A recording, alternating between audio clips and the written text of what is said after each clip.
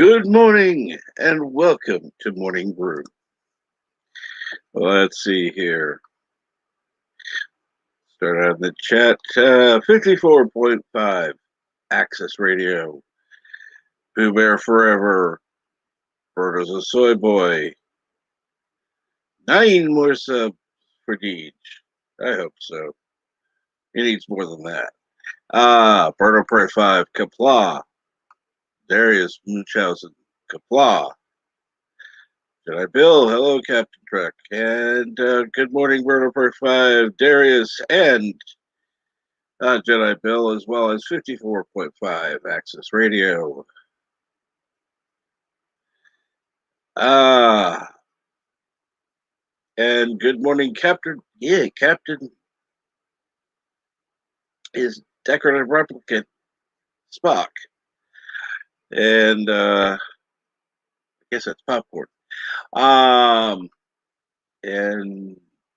good morning, Mar. Let's see here now.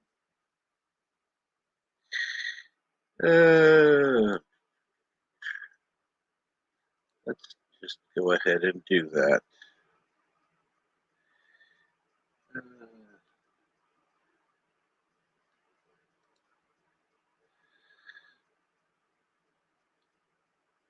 All right. Now, here was your question to the Magic 8 Ball. Will today be a good day? Let's go to Magic 8 Ball. Just out of curiosity and see what it says.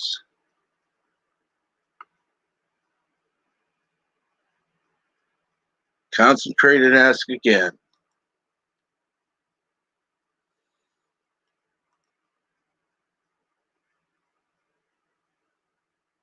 Without a doubt,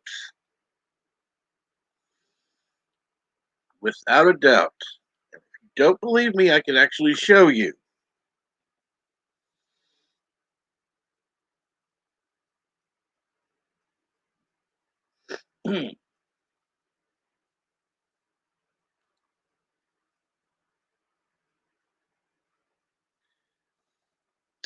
So far,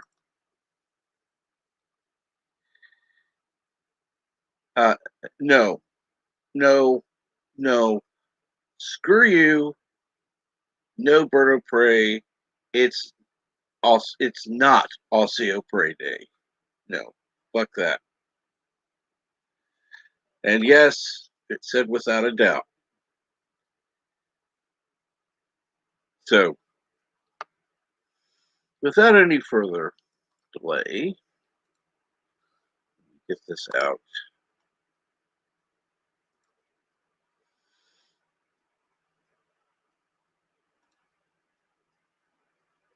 And get over to and get this on top chat because I don't know why the hell it was on top chat because I changed it to live chat before. Screw you, YouTube.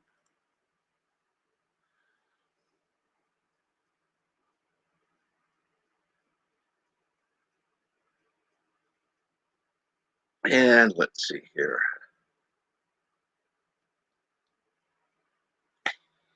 So far,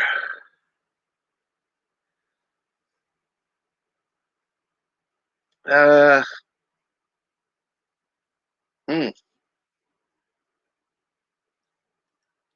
find it funny. I had somebody who was watching Jedi Bill said it was number 440 as a number 440 subscriber, and I'm down to 439 again. Yeah, YouTube does not like me. Don't care. I'm just used to it now.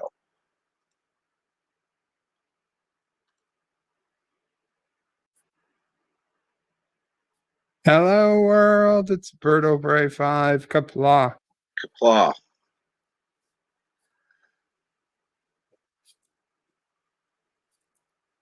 I missed whatever you were saying just as I was switching over to something about Jedi Bill. If it was important, I missed it.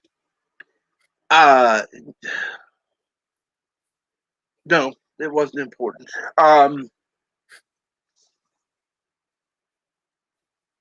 No worries. I was saying hello to him, and I don't remember. I've had one cup of coffee. What do you expect? Hmm. Oh. And Marg, yes, get to feeling better. Take something for your headache. I would suggest getting some coffee or other caffeine, as well as pain reliever if you can. Here is the reasoning for that. Caffeine helps it work better.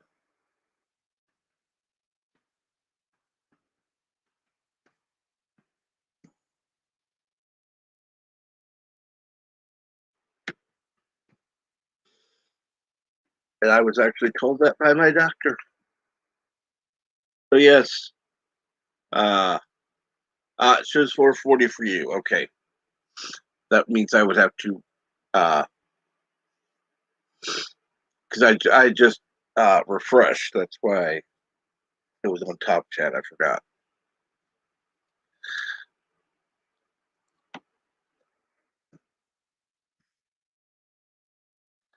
So, how's Mama for this morning? Mama Bray's good, Cap, right? Okay. Mama Bray.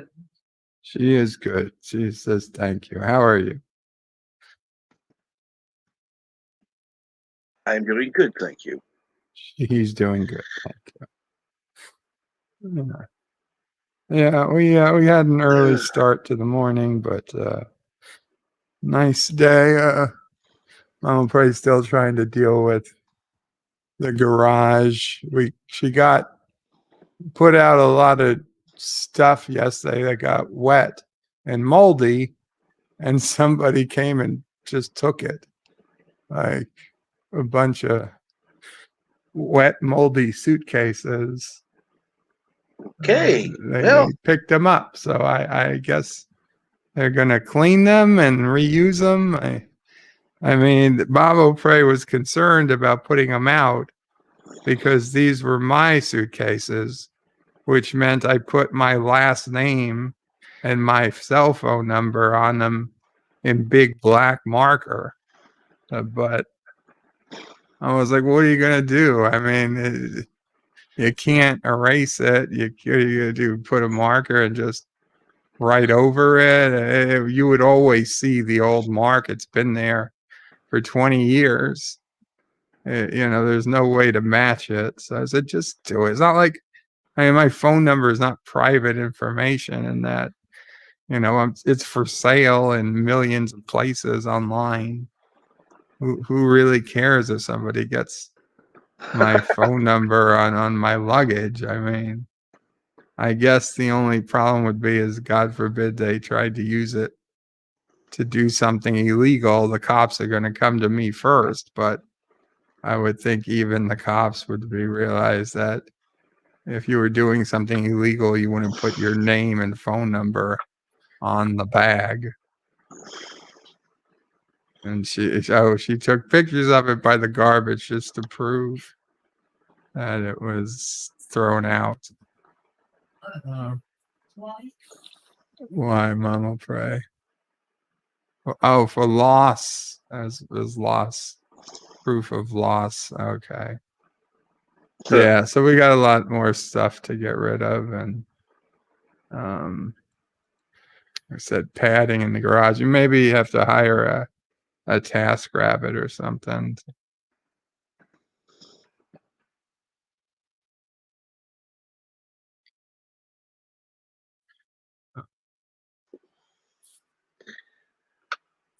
So let's see here. At least, well, if you got rid of stuff, I'm not sure why people came by and grabbed moldy suitcases, but hey, more power to them. Free stuff. That's free stuff. This whole weekend, the city is allowing people to put garbage out all weekend and just going to pick it up because they know that there was so much damage and stuff lost from the flooding, including Labor Day. They said they'll be making pickups, trash and recycling pickups.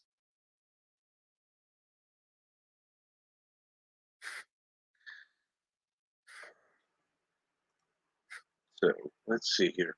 Has Mama Pray had coffee today? I assume, have you had your coffee yet today, Mama Pray? Jeez. Half a cup of cold coffee left. He's going to make a fresh cup. Cool.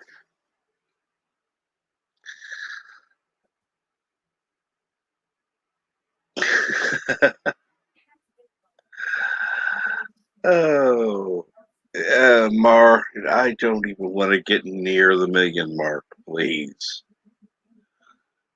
Right now, 1,000 would be nice. Not even going to shoot for it. So,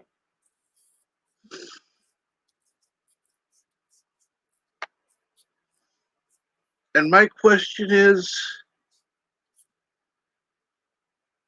never mind. I'll ask in private chat, Bird. You don't want to make it public? No, well, not. You'll see why.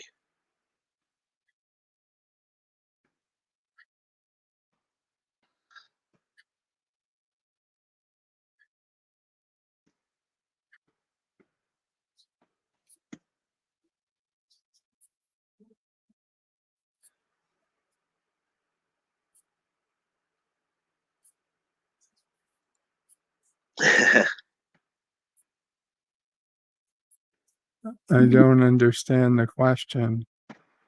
Look in your feed, Bird. My feed? Feed, yes, YouTube feed.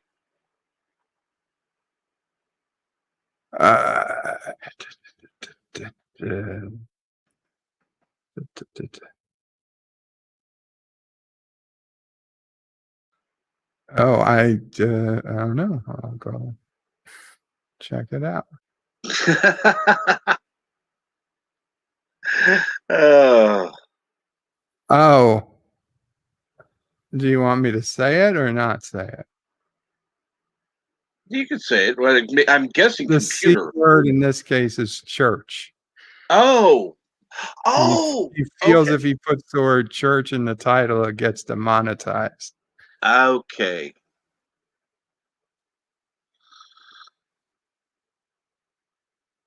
Okay, well, that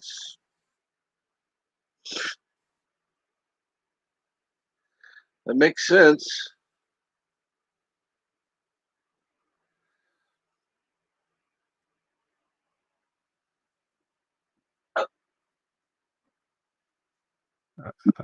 Makes me wonder if there would be any would be out there that could get like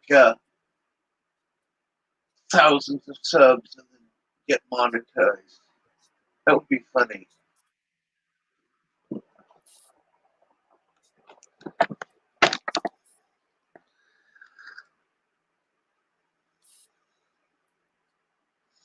I'm sorry, Cap. What? I said I wonder if any church could, get thousands of followers and then get monetized. Well, I'll be honest. The only other religious channel I'm aware of was Shronmore. And he had, despite having like 3,000 to 5,000, he was never able to get monetized. So, there might be something there. Maybe they don't like religious channels, or I don't know. He wasn't a church. He was just a religious content for here. and Yeah. he couldn't. Yes. He never We got. all know who. God, my brain just went into stupid mode.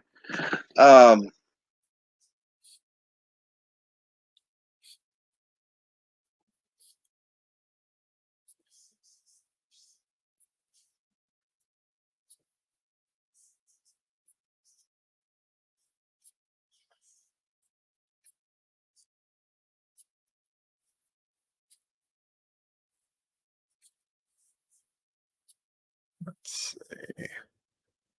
We got an Amazon package arriving today. Oh, okay. My thing went on mute again. Ah.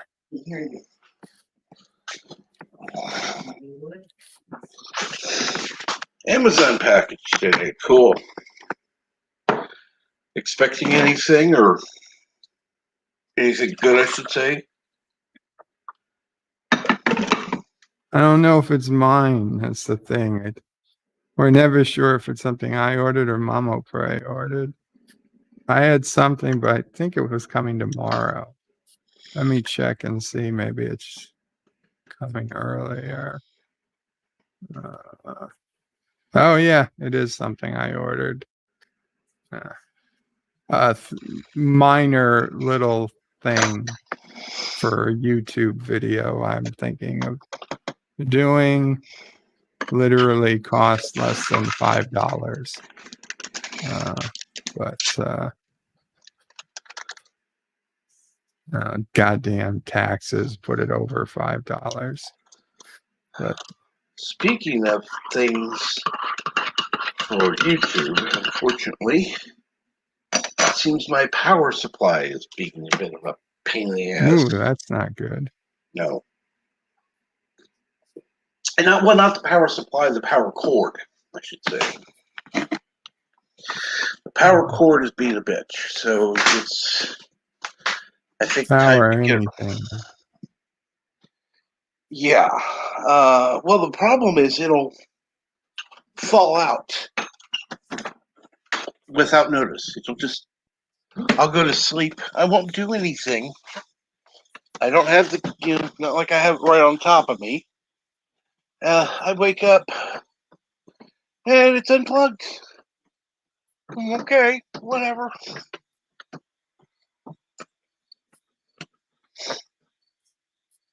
So eventually I'm going to have to price it out and figure out how much I'm going to need because I don't know what to do. I don't want to ask people to give money.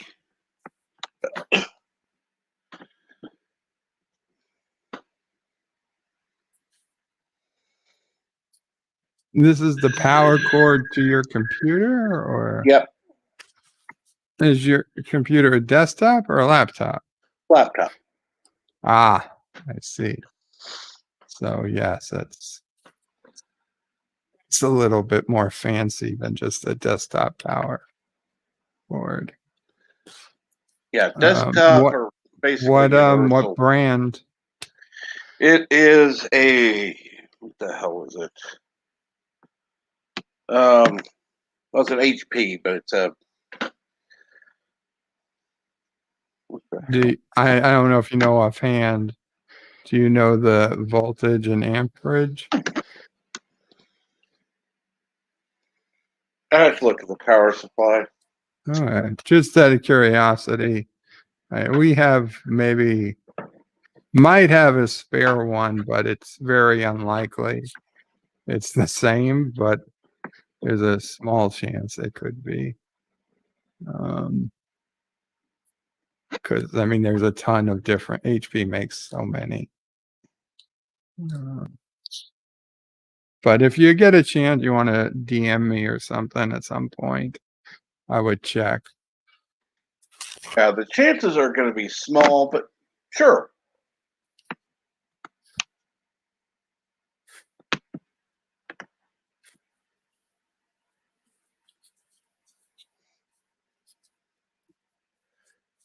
So, we get back to the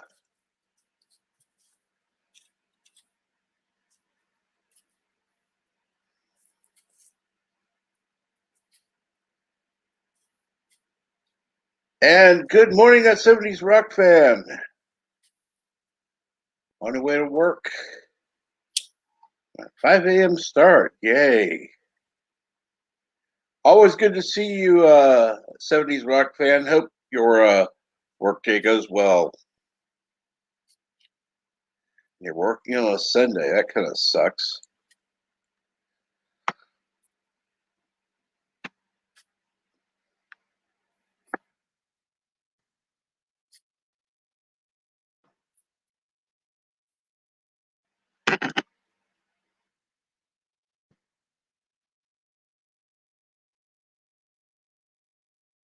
So,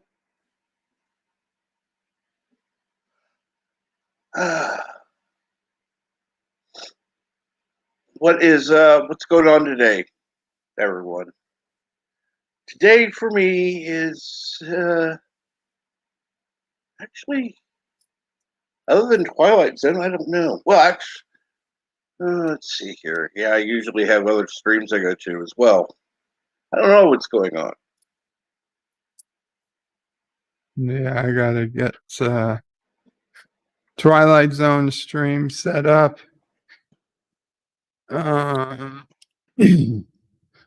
Some point I gotta do my, normal daily stuff, getting washed and all those things. Otherwise, unfortunately, I wish the beautiful day out again. I wish I could go into that garage and help tear it apart, but unfortunately, I can't. So I will probably just be sitting at the computer trying to find help for Mama Pray instead of actually doing anything. No, trust me. At least you're gonna be doing something. So that's not.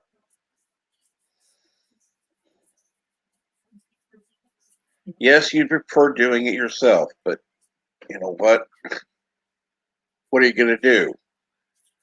Get out there in your old nasty wheelchair and tell Mama Pray what she already knows?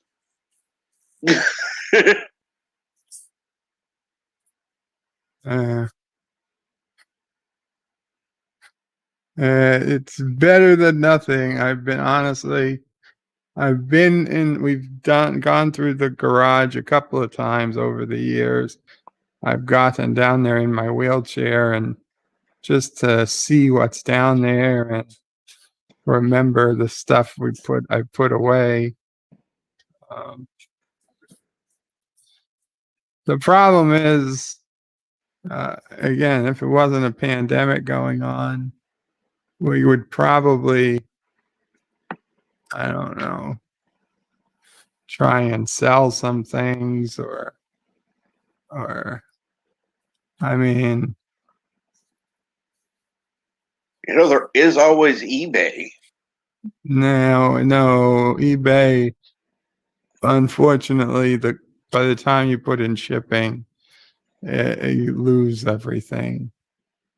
Not always. Not always. Every time I've tried eBay now they take a percentage out of the shipping cost too. There's no they take their third or whatever they take. And worse is that if you put the price on their shipping, they always lower the amount they say it costs to ship is always much less than it actually costs to ship. Even if you buy your shipping through eBay, Yeah. I've been fucked by them more than once, and I'm done. So like if eBay says, "Oh yeah, you can ship this for $12 UPS," so they put the $12 as the cost of shipping, and then when I actually go to ship it, even though I do it all through the eBay interface and I buy the cost through UPS, UPS actually says, "Okay, this will be $38 to ship." And I'm like, what the fuck is this? I call eBay, and after 20 minutes, I get a hold of Habib. And Habib says, oh, yeah, sorry. Why don't you just email the buyer, and explain to them that the price was wrong and ask them for the extra money? And I'm like, you schmuck. If I ask them for extra 20 something dollars for an item that cost them 40 something to begin with, they're going to give me negative feedback. And I would give me negative feedback too. This isn't my mistake. This is yours. You guys fix it. And then he's going to keep me on hold for an hour, say, okay, we will refund your money. And then they never effing do it. I'm out the money.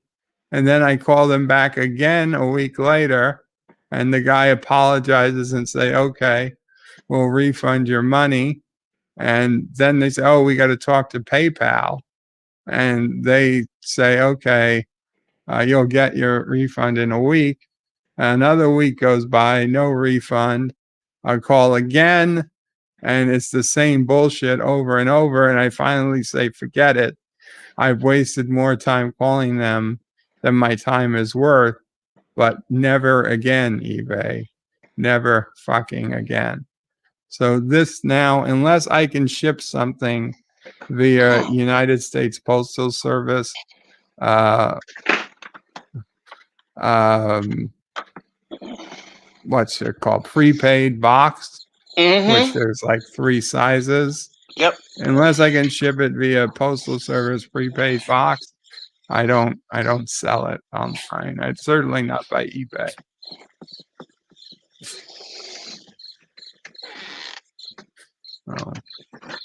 Like the stuff we have is all too heavy to sell by eBay for a profit. Right. We'd either give it away or donate it or throw it away at this point. Like the suitcases were not in a condition to donate. They were moldy. I mean, we wouldn't donate them. Frankly, Mama Bray was shocked anybody would even take them.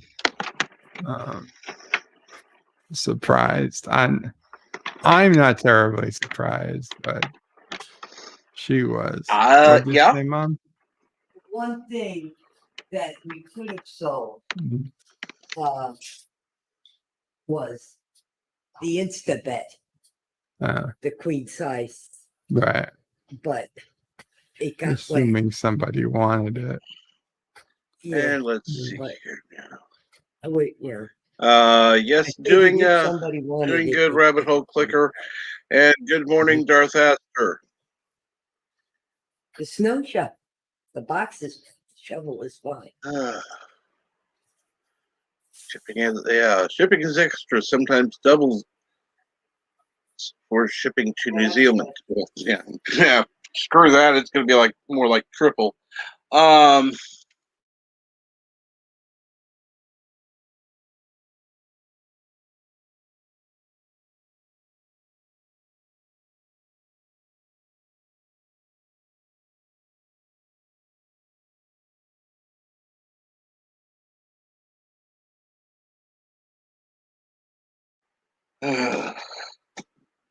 But so let's see here. And Darth Astor, coffee, yummy. And I've had issues where it wasn't calculated by me; it was calculated by eBay. And yeah, they screw you. And yes, coffee. Speaking of which, I have to get a cup of coffee.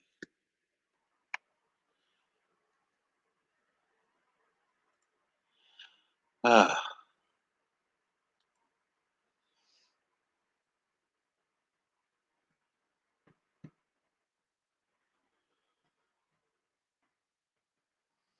So, on that note, Listen to me very carefully, because I'm only going to say this once. Coffee. Black. Coffee. Black. While I've got your attention, there are... Coffee first. Well, this mentor would like another cup of coffee. I'm just gonna have to give up coffee. Want some coffee? If I'm not mistaken, that's your third cup this morning. Fourth, and on a day like today, it won't be my last. Coffee. The finest organic suspension ever devised. Commander, set a new course. There's coffee in that nebula.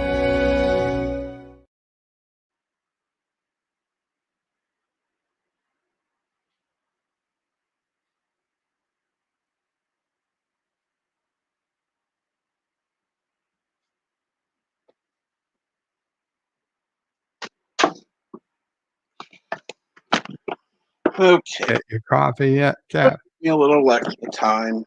You need to make an extended cut. Well, okay, I do. It will happen eventually.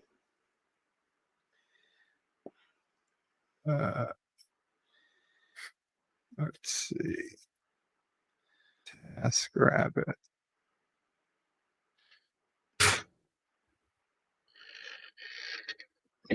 Not in.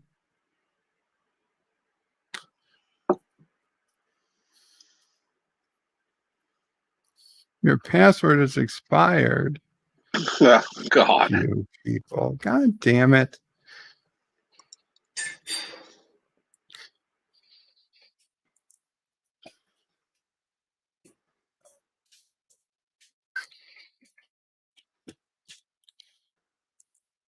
The hell is the whole point of having a password if it expires? Good morning. I mean, I understand if you have a temporary password that expires. I get that. Yeah, But I'm already on the. an actual password that expires? No, that's stupid.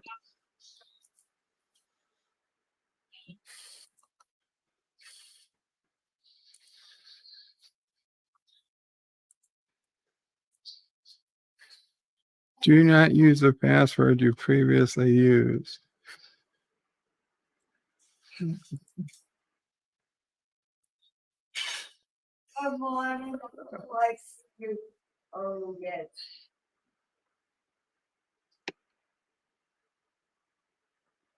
Wow, ready? Going on the couch. Whoa, I love you.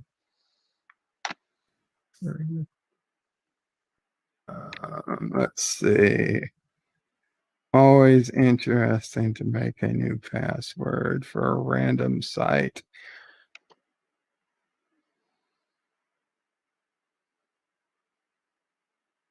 Yeah.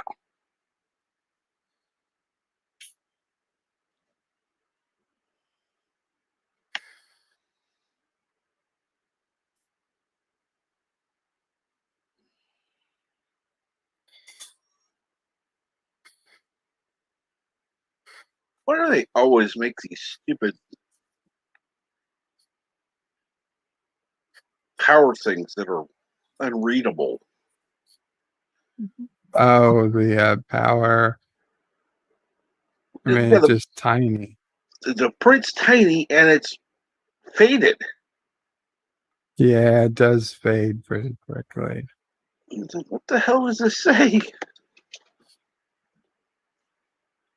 You need something to enhance it. That looks like a big bulb.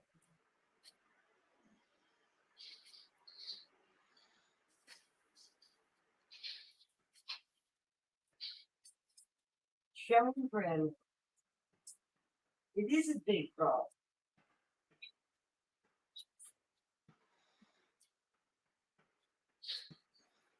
Boy.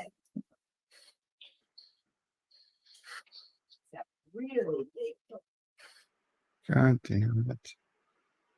No, I don't want somebody to mop the house. Yeah. No.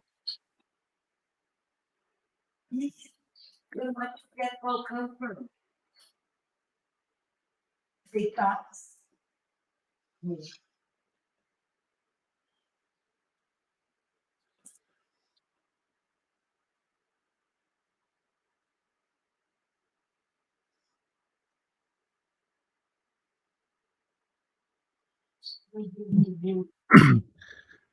know, I think I had a perfect idea, Bird, Uh-huh. for you. Yeah. Get a stripper who will dress in a nurse's uniform and to give you a sponge bath. That really doesn't help. Well, not for the basement, but why not? You know, she'll be masked. Did you have a nice night, John?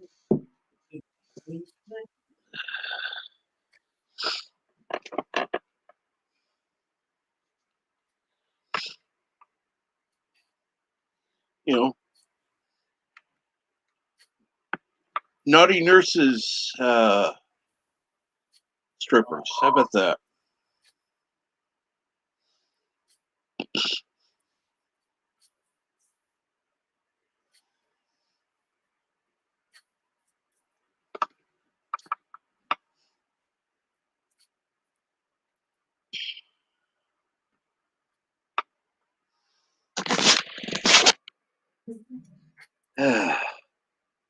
Do you have any luck finding the people to help with the garage? Well, I've got to put it up right now. So right now I've got to fill in the details of the task. So I say, need help cleaning out garage, which wet weekend flood. Need strong person to help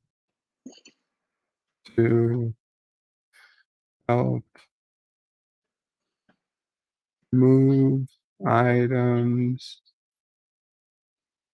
and cut and remove flooring and cut and remove padding on floor.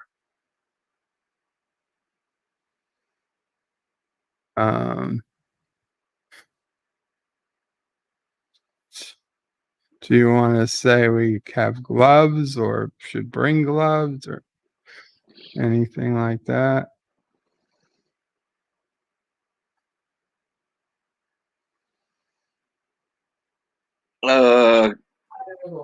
Items are wet. Gloves recommended. Somebody's trying to get a test rabbit to help me in the garage. Yeah, they would need to bring gloves. I don't have gloves. You know, because it's dirty work. I don't know. Give them a mask.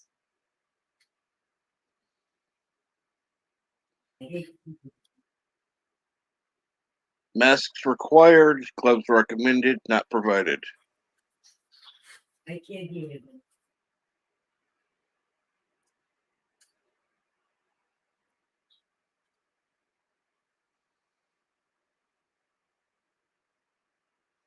And if anyone would like to come up to the panel, there's always room. Don't want to bother Bird. I know he's busy doing stuff, and Mama Bray is trying to make calls. I'm sorry, Cap. It'll just be a No, you're couple fine. minutes while I write this. You're fine.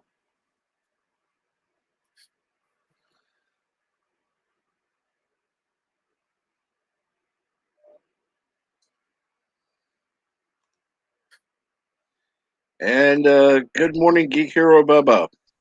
Morning. How are you today? Oh, I'm doing all right. Sitting at work. How is work going? Oh, it's going okay. I'm over at the contractor gate.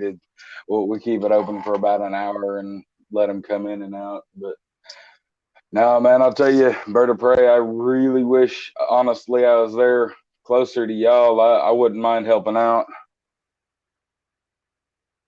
Thank you so much. And me and my You brother, know, me and my brother could have I, that cleared out within a day. I know so many people who offer, but everybody is in some other part of the country. And it's like, it's nobody, very few people actually live in this area. I Yeah. get it. Well, but I do appreciate it. Thank you. I don't know. That And yeah, depends it's on how true. close to Oklahoma you Honestly, are. a couple of people know what they're doing, would have many of the things we need done cleaned out or done in a day. But when it's just Mamo Pray and occasionally Mamo Pray and a task rabbit, it drags and it drags.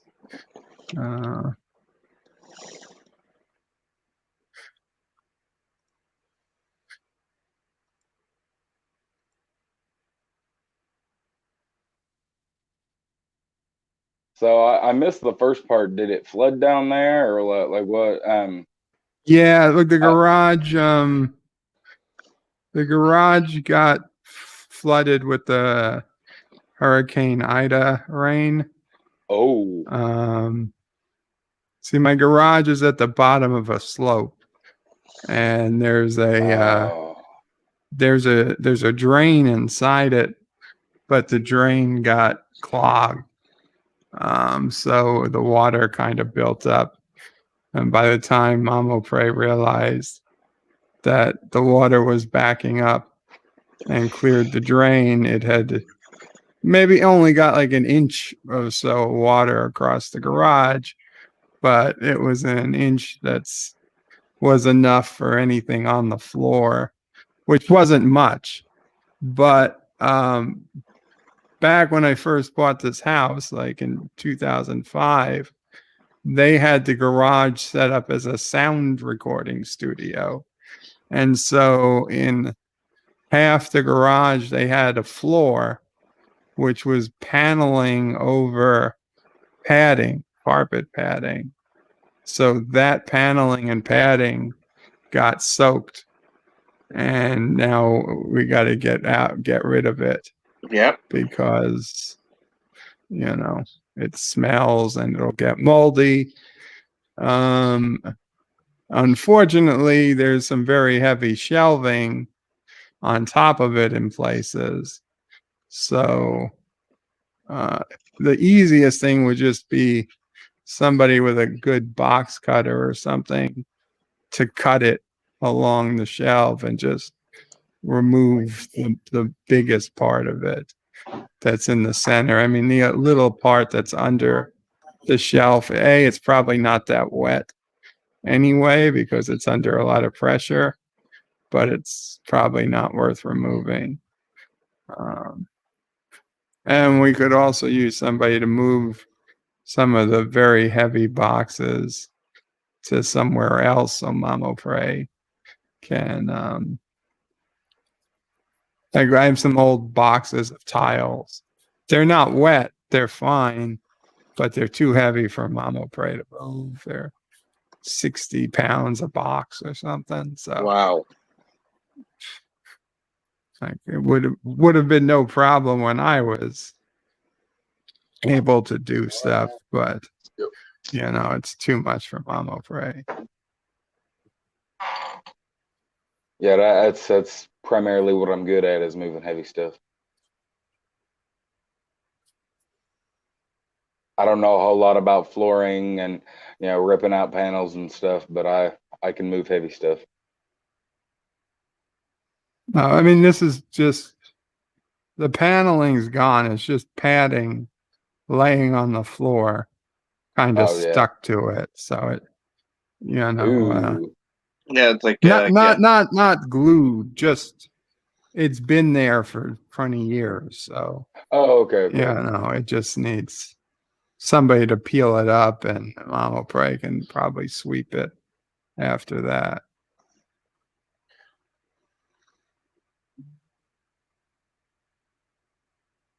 And Mara Krell, I don't think there's any megalodons in his garage. Well, between Germany and there, yeah, there may be. Who knows?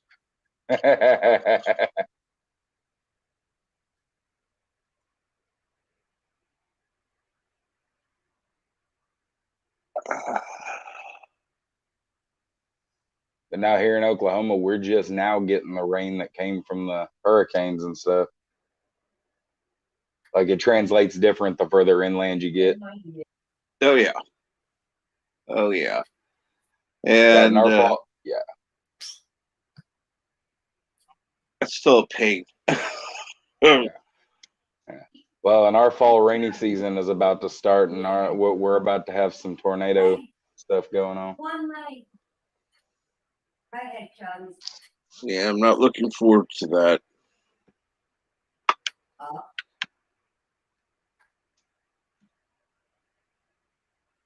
Hey. It's very fun.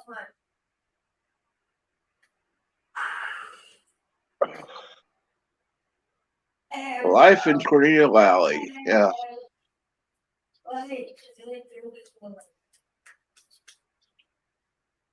It's actually not that bad if you have a place to go.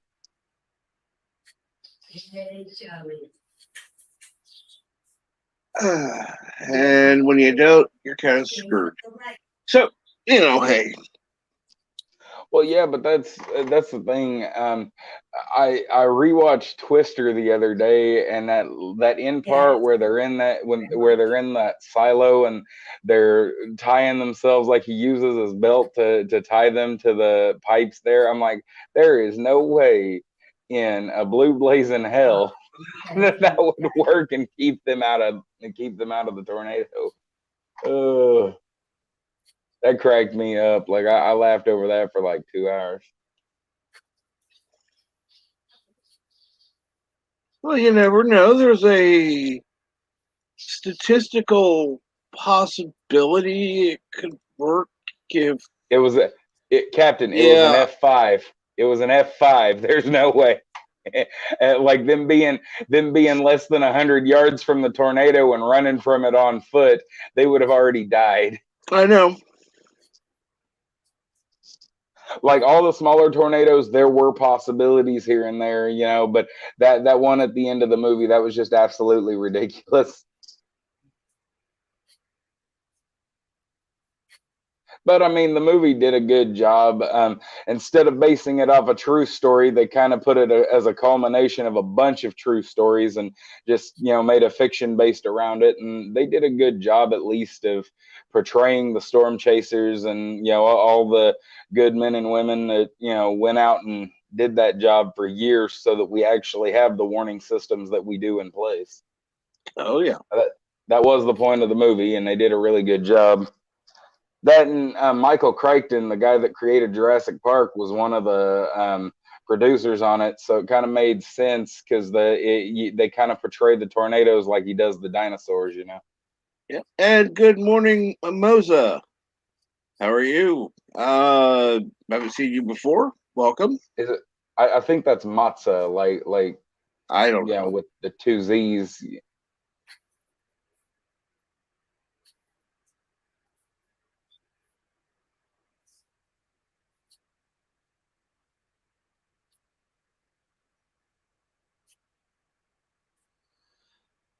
Glad to hear it. I'm doing good, thank you. Bird is busy looking for some assistance getting crap cleaned out of his garage due to some flooding. And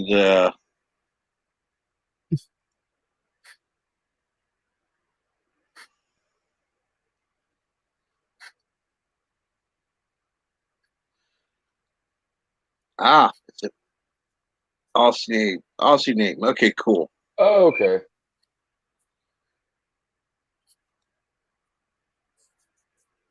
So I was overthinking it with the Italian thing. Okay.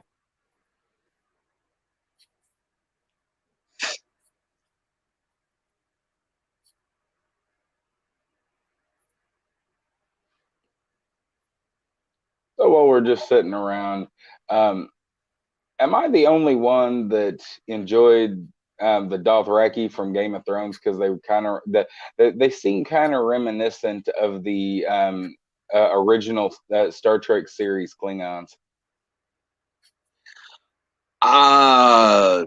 Don't watch it. Fair enough.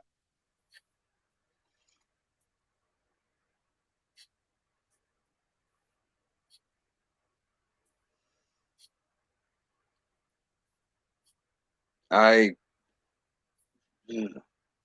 I love the books. I couldn't get past season 3 in the show. There were a lot of parts in the show that just got boring, and it just never, you know. yeah, Hey, PCAT. that's the problem. And good morning, PCAT. How are you today?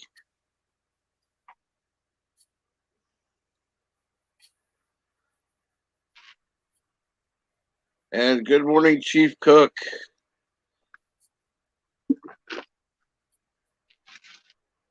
But I'll tell you, if George R. Martin dies before he finishes A Song of Ice and Fire, I will urinate on his grave. I have no problems doing it. I will track him down. little gross, but okay. Yeah, finish it. Come on. Yeah, no, long enough.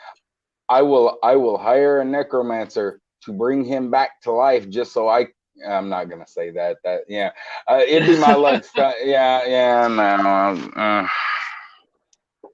Oh, I will. You know, he's always about having characters never come back from the dead. Never come back from the dead. It would be the perfect punishment to bring him back from the dead and make him finish those books. You know, there are published letters in Marvel Comics of him criticizing Stan Lee and the team. A young 16-year-old George R.R. Martin criticizing the team at Marvel for never killing off their villains. I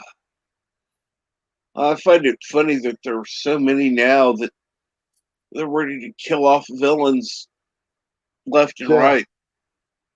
Oh yeah, Villains, almost all heroes. of the movies. Like, oh dear God, can you? It's like, hey, just when you get a good villain, okay, he's dead. What the fuck? See, and that's the thing.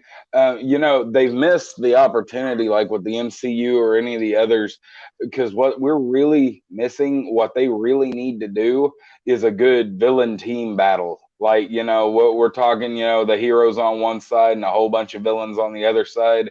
They've really missed the boat on this, and they've made it damn near impossible to do at this point. And good morning, Chief Cook. Morning. Howdy, Chief. Hi. What you were saying about Game of Thrones again? I was saying that the Dothraki, as they are depicted in the show, not in the book, in season 1 of the show, they remind me of the original Klingons from the original series of Star Trek. Oh yeah. Oh, and yes, I'm part of the Fandom Collective. It's what I have been talking to them since they were, well, new. It's funny. That's one of the reasons that they've been very helpful in backing things and getting the word out, and it's been quite. They've been quite supportive. okay. I was gonna say, Star Trek missed a lot of opportunities to be good, especially the last series. On Star Trek, Nemesis. It missed a lot of boats. We should get a chance to see all the three crews come together or something like that. Working together to Romulus or even First Contact. It would have been great to see Janeway meet Picard and Picard meet and Janeway meet Cisco. Something like that. But Star Trek missed a lot of opportunities. Well, I mean, we know that Picard and Janeway talked. They knew each other because of the movie. We Yeah. know that Picard, not Picard. Well, yeah, we know Picard and Cisco knew each other because Yeah, I know Cisco that part. hated him. We know that Cisco and Janeway knew each other because they started out Voyager at DS9. Yeah, but they never Yeah. met. I'm talking about the scene. That's what I'm saying. I'm talking about. I mean, passing the torch was Picard meets Cisco. He passed the torch to them because that's a new series. Janeway should have met Cisco and passed that torch before she left. That's what I'm saying. And I think we talked before. Janeway, Cisco could told Warren, Janeway about the Badlands, like you care about the Badlands, or some kind of small talk like that. Basically, you're just like passing the torch. Oh, that's what I'm saying. They missed that opportunity on that scene. Not sit there with Kim and Paris in court, for God's sake. It was just stupid. Well, I'll tell you, as far as spin-offs go right now, I know nobody here is a real big like manga fan or anime fan or anything, but besides me, but right now I am reading a spin-off of the My Hero Academia comics. It's the Vigilante series, and I've got to say that series, I like it almost better than the actual series. There's just all sorts of raw grittiness to it, and the main heroes. I'll tell you, the main kid, he already has powers and gets the Peter Parker treatment like all over the place, and his mentor, he's a he's a big brutish sob named Knuckle Duster, and yeah, he does have like the brass knuckles and stuff, but no, he is like absolutely awesome. I am enjoying the hell out of this series. Oh, that's good. I'm about to read the. I'm going to comic books today and get that. What's that? I just found out that FX. I think it's on Hulu or the channel. I don't know which one it is. They got a new series Yeah, coming out every FX. I'm month. hooked up on Hulu. Yeah. Yeah, I think they got some new series coming out called Wiley the Last Man.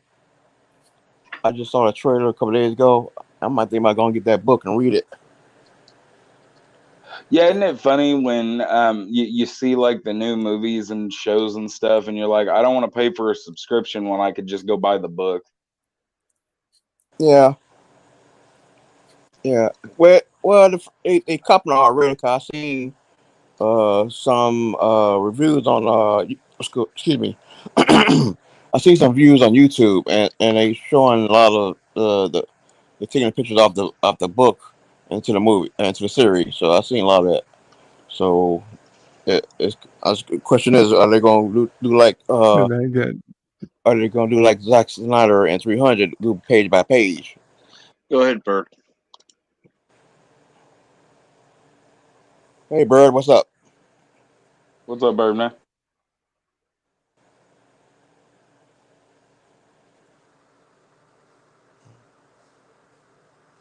You okay? Yeah, but one thing about the when a lot of the Sorry, Cap. I didn't realize the mic was on. No problem.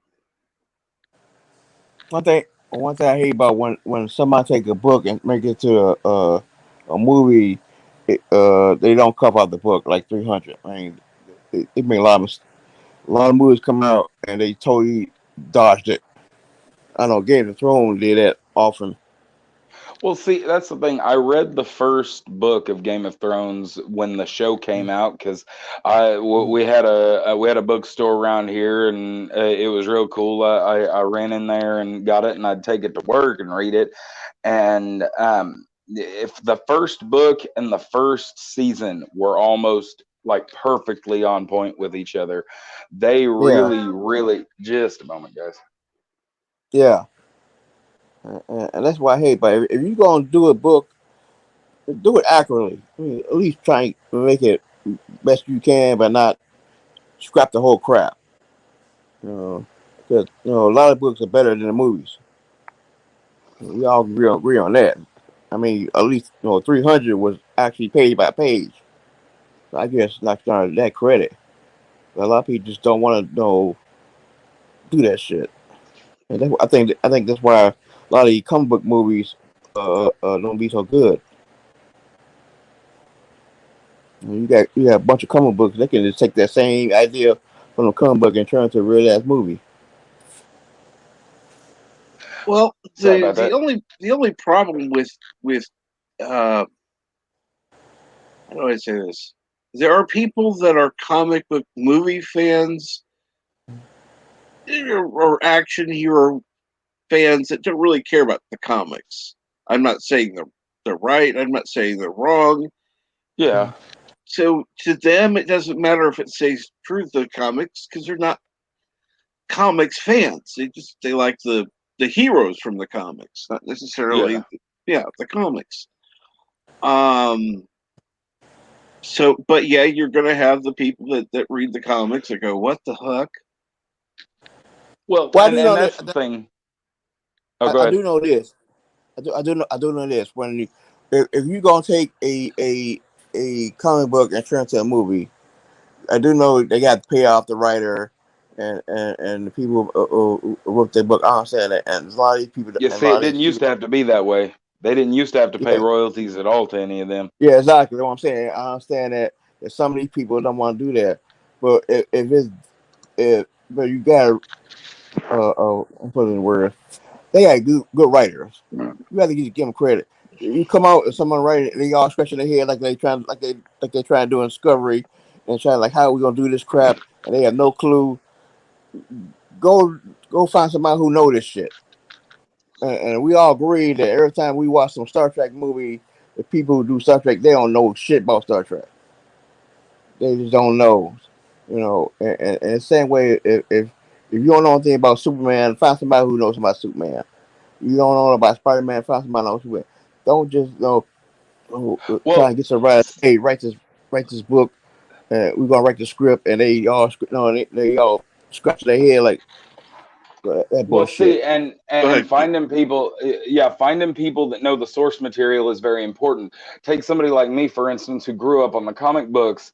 I don't need the movie to be exactly like the comic book for several reasons. I don't, it helps, for the surprise factor, not knowing exactly what's going to happen before it happens. Two, they're going to have to condense some things. They don't have 300 issues to explain something that they're showing. I mean, yeah, it's kind of disconcerting that some of these movies, they'll put in villains that didn't show up until years on down the line and try to incorporate them in with the origin. But nonetheless, that take the Sam Raimi Spider-Man series, for instance. Sam Raimi was a big fan of the original volumes 1 and 2 of Spider-Man. I'm talking about the original 33 issues with Steve Ditko, and then the second series with John Romita Sr. Those were his comics that he grew up on. That's why the first 2 movies were, arguably so great. The problem is that with the third movie, Venom didn't show up till the Todd McFarlane years in the 80s, and Sam Raimi had stopped reading comic books by then. So he was great with those characters, but then the studio started pushing, wanting him to add Venom in there. Yeah, And so, I mean, I liked that movie. I liked that portrayal of Venom. Making him an evil Peter Parker was kind of a nice twist, it pissed a lot of people off, but I didn't have a problem with it. Again, like I said, it didn't need to be exactly like the comics. Now, if you put that on the flip side, take for instance when the because it all depends on what era they know as well. Like you can be an expert of say you're an expert of Star Trek the original series and Star Trek the Next Generation, but you barely know Deep Space Nine, Voyager, or anything that's come after. It might be hard if they tell you, okay, you're an expert in Star Trek. We need you to make the new sequel to Deep Space Nine. I mean, and the thing is, they were talking to Stan Lee when Age of Ultron came out, when the second Avengers movie came out, and he asked them, well, which one's Ultron again? Because that was after his time. He wasn't writing the books anymore by the time Ultron came along. Ultron Yeah. might be an iconic character to us, but Stan had already moved on by that point, and he was still with Marvel, but he wasn't the one actively creating the characters anymore. And good morning, Deej. Howdy, Deej. Also, Hello. but also as well. Hey D. Also as well. And speaking of Star Trek, when it came over to CBS, uh, they did ask people to help with Star Trek, and nobody didn't want to ask them to help them out. When they all said no because someone said that what a guy named the president who got fired, he wanted a gay Star Trek or something like that, and I think one reason why Rick Berman got fired is because he said no, and plus all the allegation, but they asked a lot of people to help out create a new series, and everybody said no, or some of them they didn't ask them. So I know like that name Jonathan Flakes, and other they asked Ronnie Moore, Ira, I forgot the other guy name. Asked them to help out with the new series, and they all turned it down because they didn't like the idea of Discovery and look at the rest they got now. But it's a shame. But like I said, if you gonna do something, have the courage to ask someone who know this shit. There's nothing wrong with asking. Hey, we need some help on something. Oh, damn. Oh, having problems with Chief Cook today. I don't know what's going on. Ugh.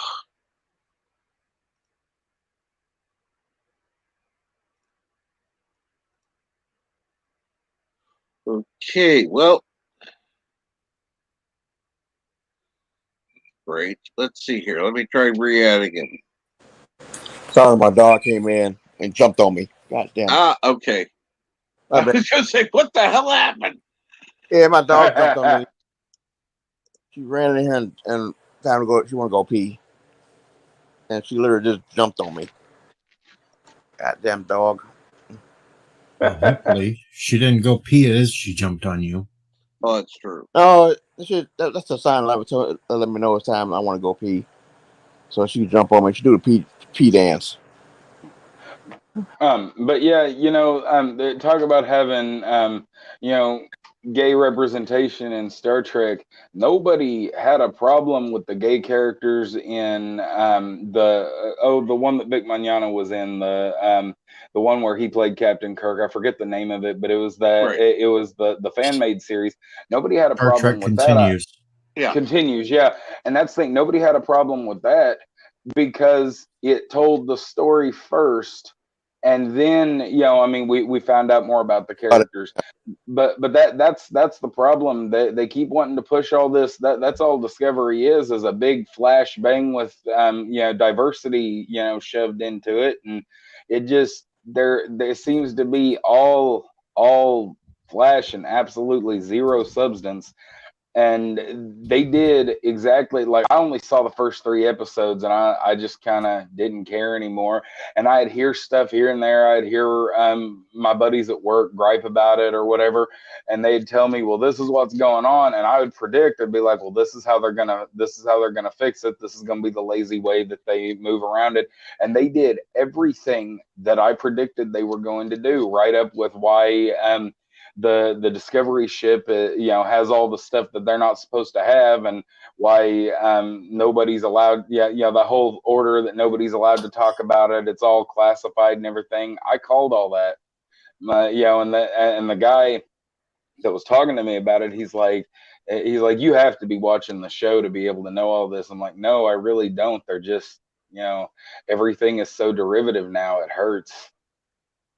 Yeah, it does. I know I've been pushing this so many times, and not the stream, but other streams as well. I always keep saying, if no offense, I think the big mistake that Star Trek made was creating Enterprise. I think that was the biggest mistake they did. Oh, I know Rick Berman did. I think if he had created another series, I said it many times. If he had created another series after Voyager, after Nemesis, and continue to move forward, I don't think half. Did the dog jump on him again? Uh, I'm gonna guess so. I would guess so. Yeah. 'Cause See, all of I a didn't have sudden, a. boom. Oh, go ahead. No, I was just to say, all of a sudden he's gone. I don't know what. Go ahead. Well, see, I didn't have a problem with Enterprise. I know a lot of people had issues with the pre-shields and all that stuff. I don't know. It just I feel like Enterprise did the best they could without completely destroying the continuity. That's the problem. That's why I hate prequels so much, is because there's almost no move you can make that you're not going to mess up something later on. That And happened already. good morning, Tim. And I don't know what I was going to get to that. I've seen Star Trek Continues. I It's wasn't been so aware. long since I've seen it. They had mentioned one. I can't even remember. That's why. Yeah, exactly. It's like there have been a couple of characters that were supposed to have been gay in the movies. Uh, didn't flesh out or whatever, but it's like, yeah, and I don't think anybody would have had an issue if what's his name, the guy who was out there with Worf and uh who was up who was out there on the Picard.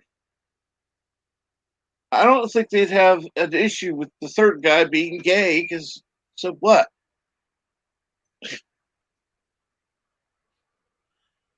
Doesn't matter worth a shit. Let's see here now.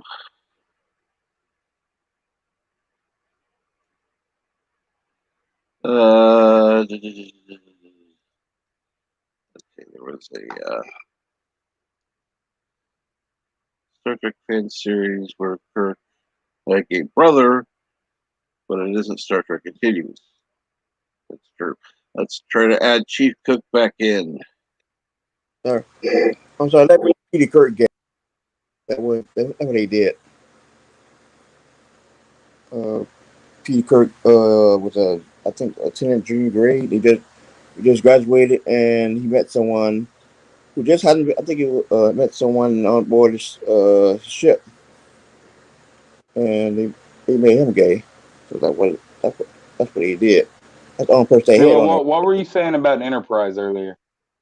What I was saying was that you know the Rick Berman created Enterprise. That was not. It was not. It was his show, and he wanted to create a show that he created. Every show that they created, he just slapped his name on it. Mike Capella created Deep Space Nine. I forget what the other guy, Jerry Taylor, created Voyager. He slapped his name on it. Enterprise was his show. He created from top to bottom. That was his show. He just asked Brian Berger to join him on a series, but that was his show. He said it because he did a documentary on it, the American film people, and he said it. He wanted to show that he created his own thinking. He wanted a series before.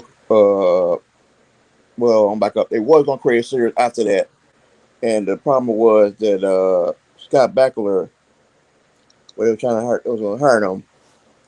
He did not want to be a captain after everybody. So they changed the script and said, okay, we'll make you the first captain. He said, okay, fine, I come aboard. And a lot of people don't know that, but that was one of the reasons why they got him. So I was saying was if he had to continue after Nemesis and do something, okay, series after Nemesis and continue forward, I don't think that half the mess that we got because JJ would have to go where he left off, and No, Larry said he left. he wouldn't have. He wouldn't have at all because his whole thing was starting a completely different timeline. That's the Exactly. whole thing. The whole thing. That's what I'm not It saying that. sucked, Yeah, and it is up. he made a more of a Star Wars film than he did Star Trek, but at least it wasn't. Yeah.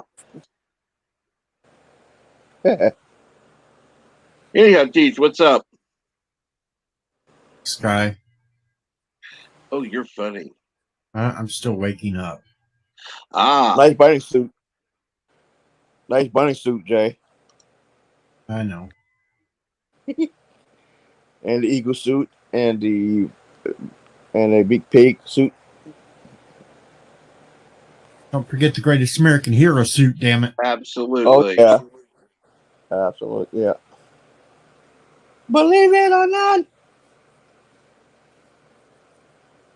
that's a And damn Bird, shame. Bird, your damn cornflakes is at the store. It's a damn Yay, shame. cornflakes. I put out an informational video yesterday, and the first thing Bird asks is where his damn cornflakes are. It's a damn shame they still not gonna make no movie or TV series about that series. Greatest American Hero was a good show.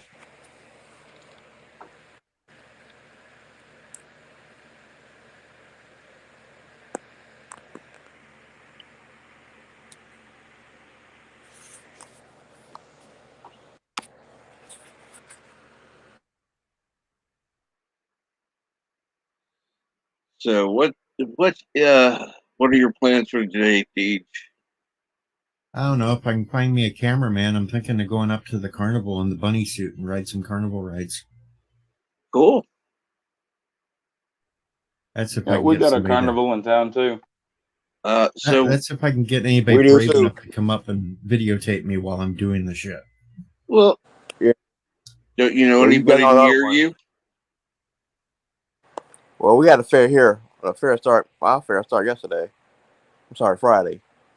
So our fair started this whole week, and then next Sunday. So I was planning to go today, but I found out a wrestling show is coming on down here, so I might go there. A famous wrestler I want to see, so I They might do usually that. have shit around here. I don't know when it is, or if there is anything this year. I don't care. Uh,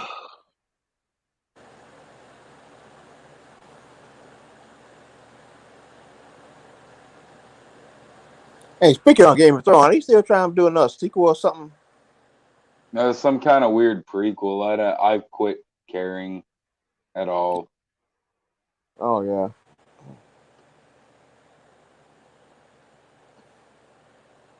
yeah, I couldn't care less about Game of Thrones.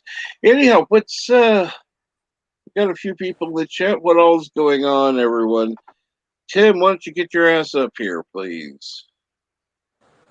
At least you could be playing your usual game while you talk.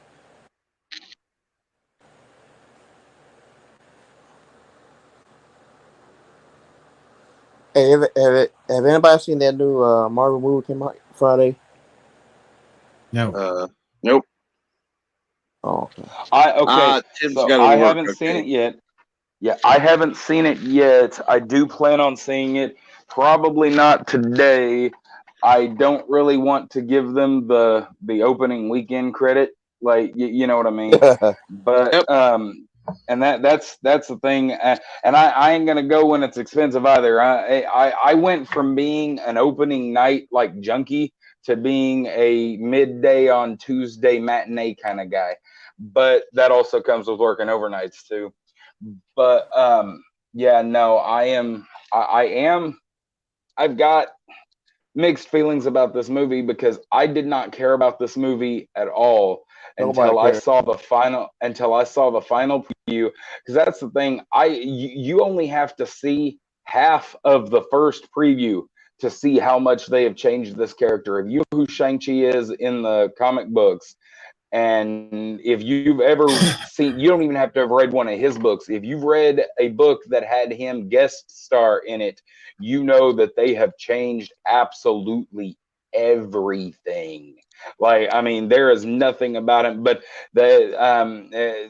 everything they've revealed, pretty much everything that I had predicted about that. They made the Mandarin his father, the real Mandarin.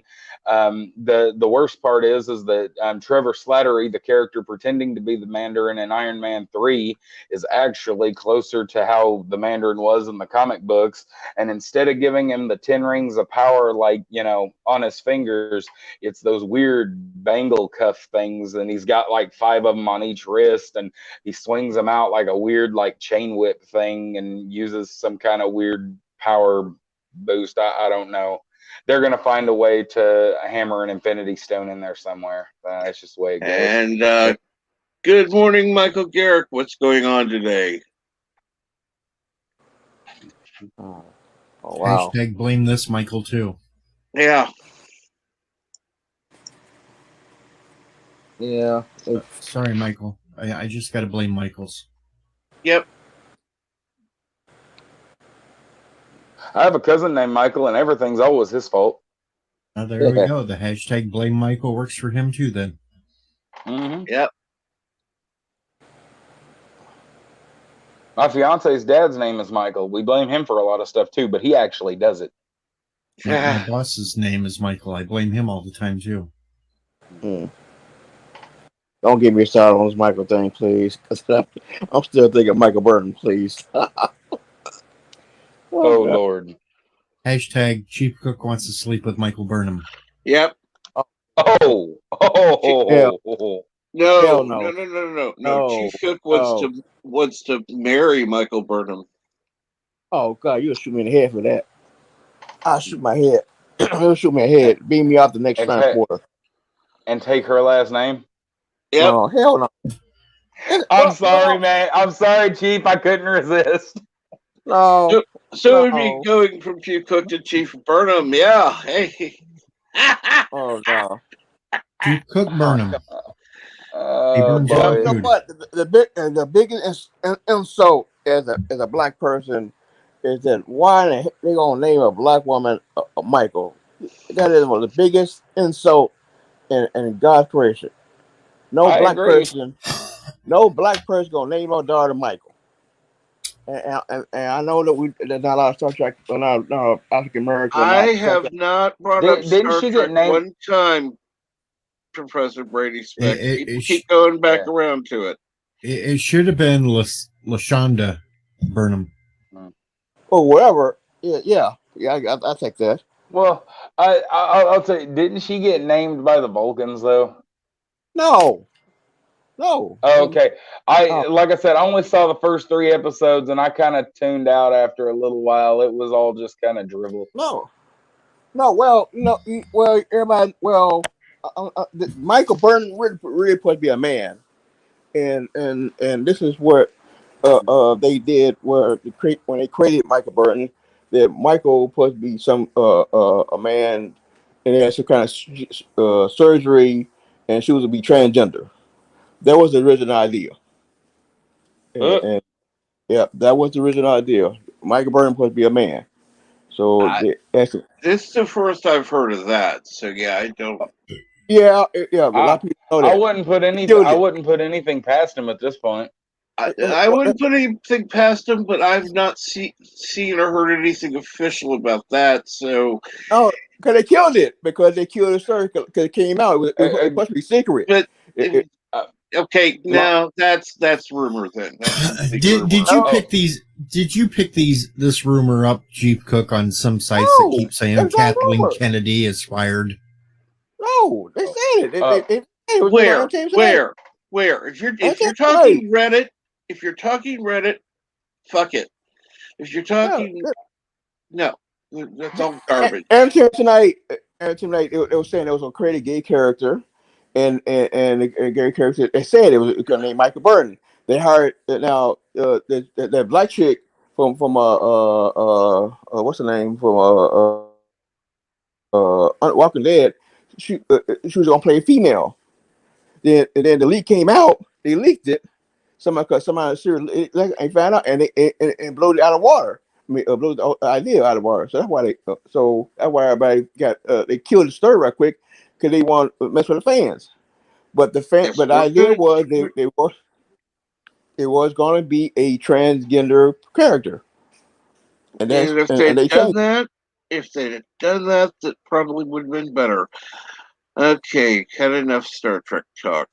Hey, Mark Krell, you said you've seen Shang-Chi. What'd you think of it?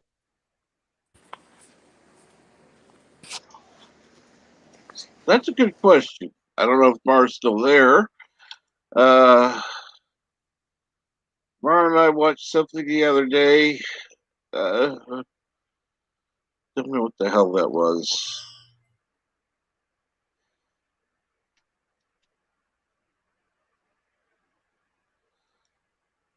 Yeah, I would rather see. Yeah, I'd rather see get to do something. But yeah. All right, Mark Krell said he liked it, but he also doesn't know the comics. Ah. I see. That's a better, honest opinion there than what we got from like Nerdrotic that just come out of it and just says he hates it and blah blah blah blah blah and MCU and blah blah blah blah blah. Well, the one thing I don't like is you've got people like that who go, I hate it, it's blah, exactly that. Or you've got people that are, well, it didn't follow the comics, which I'm sorry, 90% of the people aren't going to give a shit about the comics because they don't care about comics. They want to see a good movie. If it's a good movie, okay, you can judge it because you know the comics. It doesn't follow the comics. I think that's a legitimate complaint. However, you also need to be able to put that aside for normies. Do you think it's going to be a good movie for normies? All right. Hold up. Take that wrench away from LDG.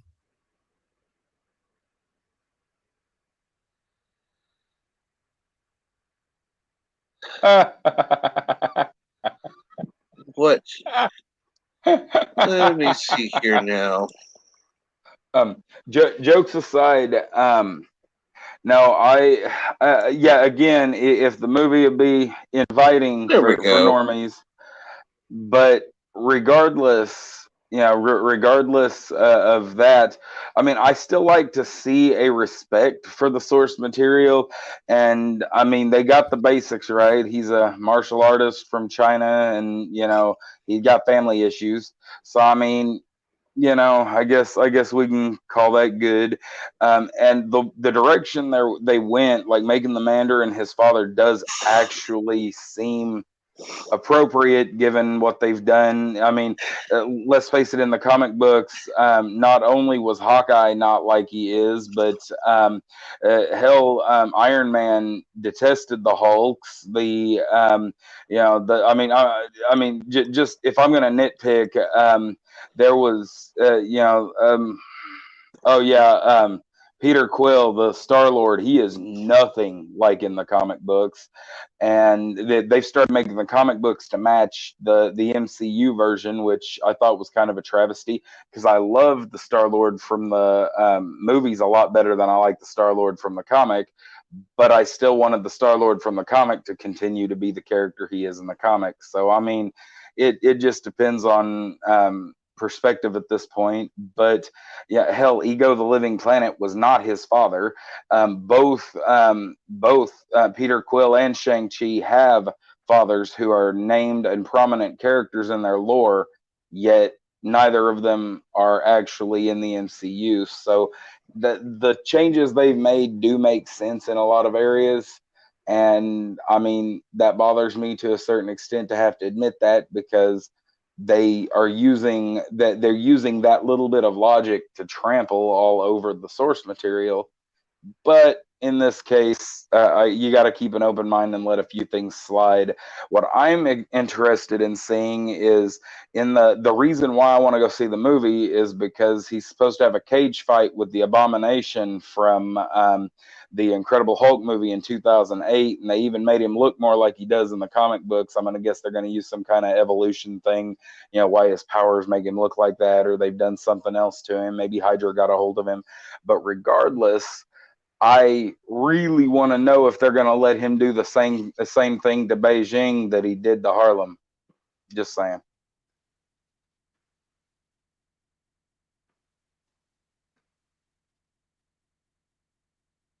That was the end of the rant.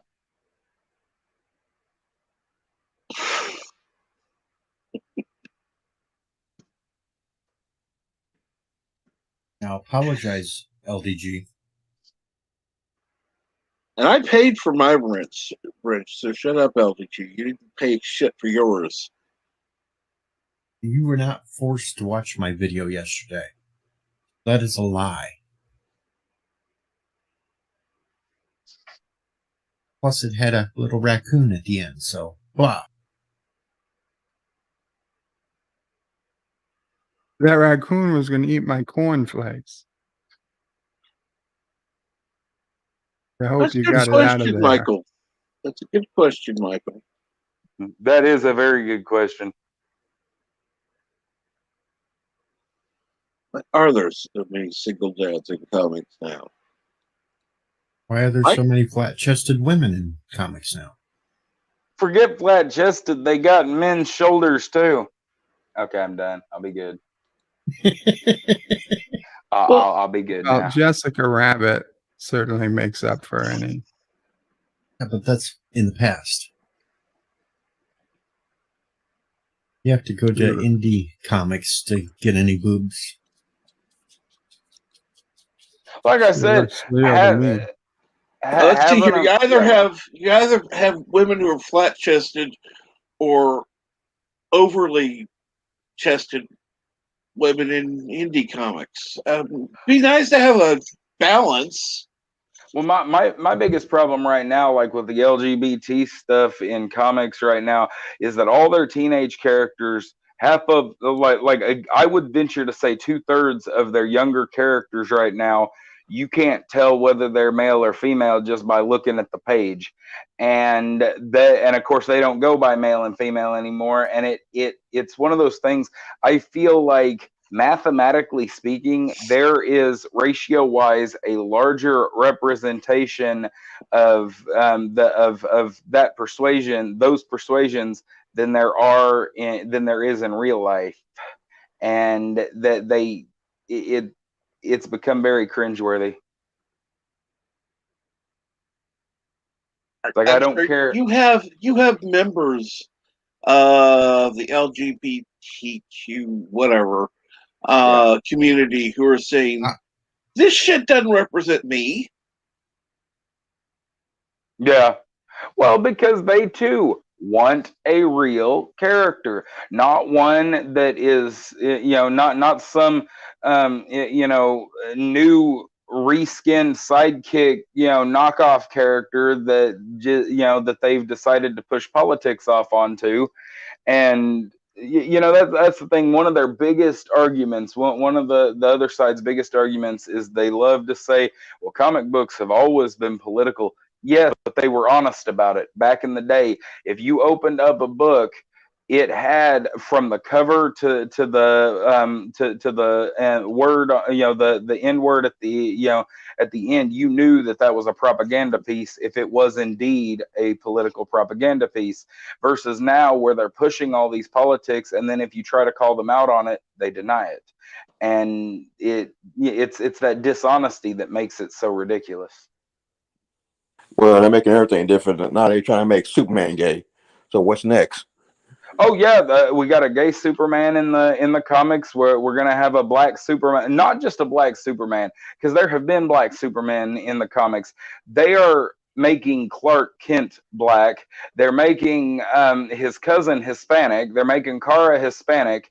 And, of course, the comic book is supposed to be his son, and he's gay. But nobody, the average Joe on the street, all he knows is that Superman is now gay. He looks at that front page, and all he sees is Superman, because he looks just like him. He looks just like the character because he is literally drawn to look like him because he is his son. I mean, so that this is how they're, quote, winning Making now. They're bullshit. yeah. Yeah, and this is me. As a black person, they don't need to make Superman get but black. No, there are a lot of characters out there who similar to like Superman, like we got Icon like that. Make somebody different. Yeah. Make your own. Oh yeah, I would love to see Icon in a movie. That would be, if they would bring back that entire continuity. I mean, the Static Shock show did such a good, I mean, it had such a good long run. I wish they would bring them out. The reason why they won't not gonna do it because they think he's too powerful. He's too. That's why I don't think you're not gonna make no black Superman movie because where they gonna put him at? And that's the problem. They have to put him somewhere, not on no damn farm or be some kind of hood or somewhere, and make him be social justice crap. Go be a police or something like that. Not the old Boy Scout idea of Superman. No, he be on farm, work hard, and be something. That's what Icon's all about. Icon's right there. That's a perfect guy right there. But they're not gonna make him because he's black. B, he's he's a Republican, and B, he worked hard, and they don't make anything like that because they don't want people to see that crap. Well, see, and that's the thing. For all of the flack that the 1998 Steel movie got, with Shaquille O'Neal, that movie was actually, I mean, don't get me wrong, it was nothing like the comic book, but they had to make a movie. They didn't have the rights. They could not make it a part of the Superman continuity. So they had to find a way to rebuild that character from scratch. I feel like they did a good job. Yeah, it was cheesy, but it was 1998, so you can't really fault them too much for that. And, I mean, you want to talk about a big, like a cool, strong role model hero. John Irons was one of the, I mean, literally as a child, the coolest thing to me was that he's literally fighting Superman villains, and he's got a mechanical suit and a hammer. Superman doesn't need armor to fight these guys, but this guy goes out. He might be big and strong by human standards, but he's still just a human. And to see him go head to head with Metallo, there was one comic book where he fought Metallo and Parasite in the same freaking comic.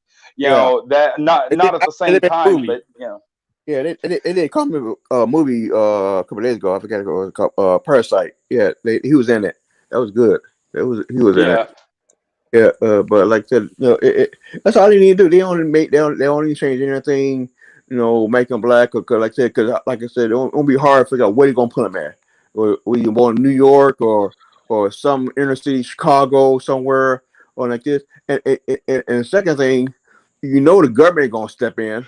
Oh wow, we got black. He's an alien from another planet. He got superpowers, and God knows what. And you got part of a God. So somebody gonna step up and say something like this. So it don't make no sense. Icon, the difference between Icon was, he was born in time of slavery. He acted like an Irish Joe. Then did nothing. He worked hard, became a successful lawyer. Then something happened. Then you guys say, okay, I'm gonna do something. But you didn't see anybody rush like that. I'm gonna give him a show like that. He was an Irish guy. He was like that. It's gonna be hard. It's gonna be hard to make something like that into a TV series or a movie. I mean movie, because all this PC. Well, okay, yeah, I was going to say it's not hard. It's just hard because of the social stigmas that have been put on all of it. Yeah, I mean, if they could get somebody brave enough to just do it, That, I mean, they could really make something good. And I don't see, and that's the thing with Icon. I don't really want to see a movie because you can't tell his story in one movie, one or two movies. Right. With Yeah. him, with and the whole Milestone continuity, I would love to see that play out in like HBO style series where they get like 40-minute episodes and all that, Yeah. Oh because man, it'll they be could really, yeah, they could bring it'll, them to life. absolutely. Yeah, and this is why I hate as a black person. Look what they did with when Cisco. Cisco is a good character, and I remember I was watching I think it was CNN. They were doing the all 90 show like that, and they were showing about how African American TV show. They didn't have they did not have him in it, and I couldn't Wow. believe it. They did not have Cisco in it because A, he was a father, and B, he was commander in a commander of sci-fi thing, and they did not have one reputation of a sci-fi him at all. And I just couldn't believe it. And you never see any entertainment show, black entertainment show talk about Avery Book. You might say, yeah, we made Avery Book from the Hawk, but they don't say anything Avery Book about Deep Space Nine. And it's a thing. Go ahead. And down below, Cap, I just put a picture of what steel is today. Mm-hmm.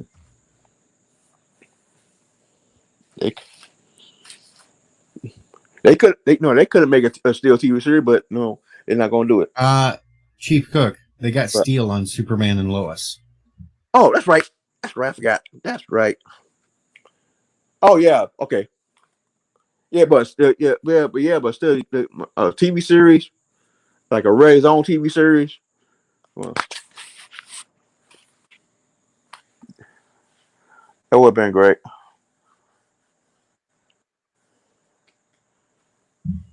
Matter of fact, I think they made a Static Shock movie came out a few years ago.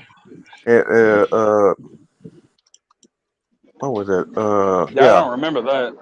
Yeah, it was called Static. They couldn't get the rights to Static Shock, so they called it Static. But it was a very low budget, movie. Not it was on. Like an indie film. Yeah, I'm gonna have to check that out. it's called Static, and it came out a couple years ago, but it didn't get big time because nobody they advertisers didn't want to pick it. Well, and that's the thing. Talking about these different characters and representation and all of that. My thing is that when I was a kid, I still don't need a character to look like me or even act like me to sympathize with the character. You don't have to see yourself in every character, to identify with their struggle. Like right now, I had mentioned reading the My Hero mangas and and reading that spinoff series. None of those characters look like me. Now arguably, the crazy dude does. I do share a few traits with him, but that's not the point. The point is that like I said, I look at the main kid in the spinoff series, Crawler. He reminds me of the old school Spider-Man comics, how nothing goes right for Peter Parker. Like even when he had his powers, it made his life worse, not better. Mm-hmm. And that's the thing. We see this kid literally get beat up 3 times, get pulled, he gets yelled at by the cops because he used his powers to try to escape from the guys that he was running from and everything. I mean, it's just, you can see he's having to deal with, even now that he's a vigilante, he still has to, unlike the paid superheroes in that world, because that's the thing. Any of y'all that don't know anything about the My Hero Academia universe, it's basically House of M under the Superhero Registration Act from Civil War. Like they're the heroes are all like public servants basically that get paid on commission, more or less. And Wow. and so and if you use your power, most of the world, like 80% of the world, has powers. Not all of them in fact, the vast majority are not going to be good in a combat setting, but they do all have, they call them quirks. And of course, most of the first world regulate their quirks. They don't allow them to use them in public. They don't, the police aren't even allowed to use their quirks. Only the superheroes are allowed to use them. And so anybody that uses their quirk outside of being a registered chosen hero, they're considered villains. And so anyway, unlike the main series, and don't get me wrong, I absolutely love the main series. Unlike the main series, these vigilantes, they have to deal with things that most American superheroes have to deal with. They still have to maintain their regular jobs. They have to run from the law. They have to run from the other superheroes. Everything about their life is absolutely incredibly dangerous, and they don't have the training, the backup, the technology, or support that the main superheroes have. So it does make a very intriguing story. And so far, I am absolutely in love with the spinoff in ways that like I said, I love the original series, but this spinoff series has got me completely enthralled. Oh wow. And good morning, Bone. And yes, Professor, it looks like at one point you were the only one in chat. At least the only one talking. And Hey. PCAT says hi to Professor Brady Specs. Oh, Brady's in the house. You know something's gonna happen. You know they're gonna do the same thing. You know they're gonna do that stuff on when Eternals come out. Eternals, I think in November. Yeah. Oh, they already have. That's what irritated me so much about Eternals is they have literally race and gender swapped every character. The only two characters. There's only two characters in it that look like they're supposed to, but they've messed their characters up like crazy. I'm sorry, but when you see a big hardcore powerhouse like Ajax, who the hell looks at that and thinks, "Oh yeah, Angelina Jolie, she can play him." And that is absolutely ridiculous. Yeah. Everybody saw that a mile away.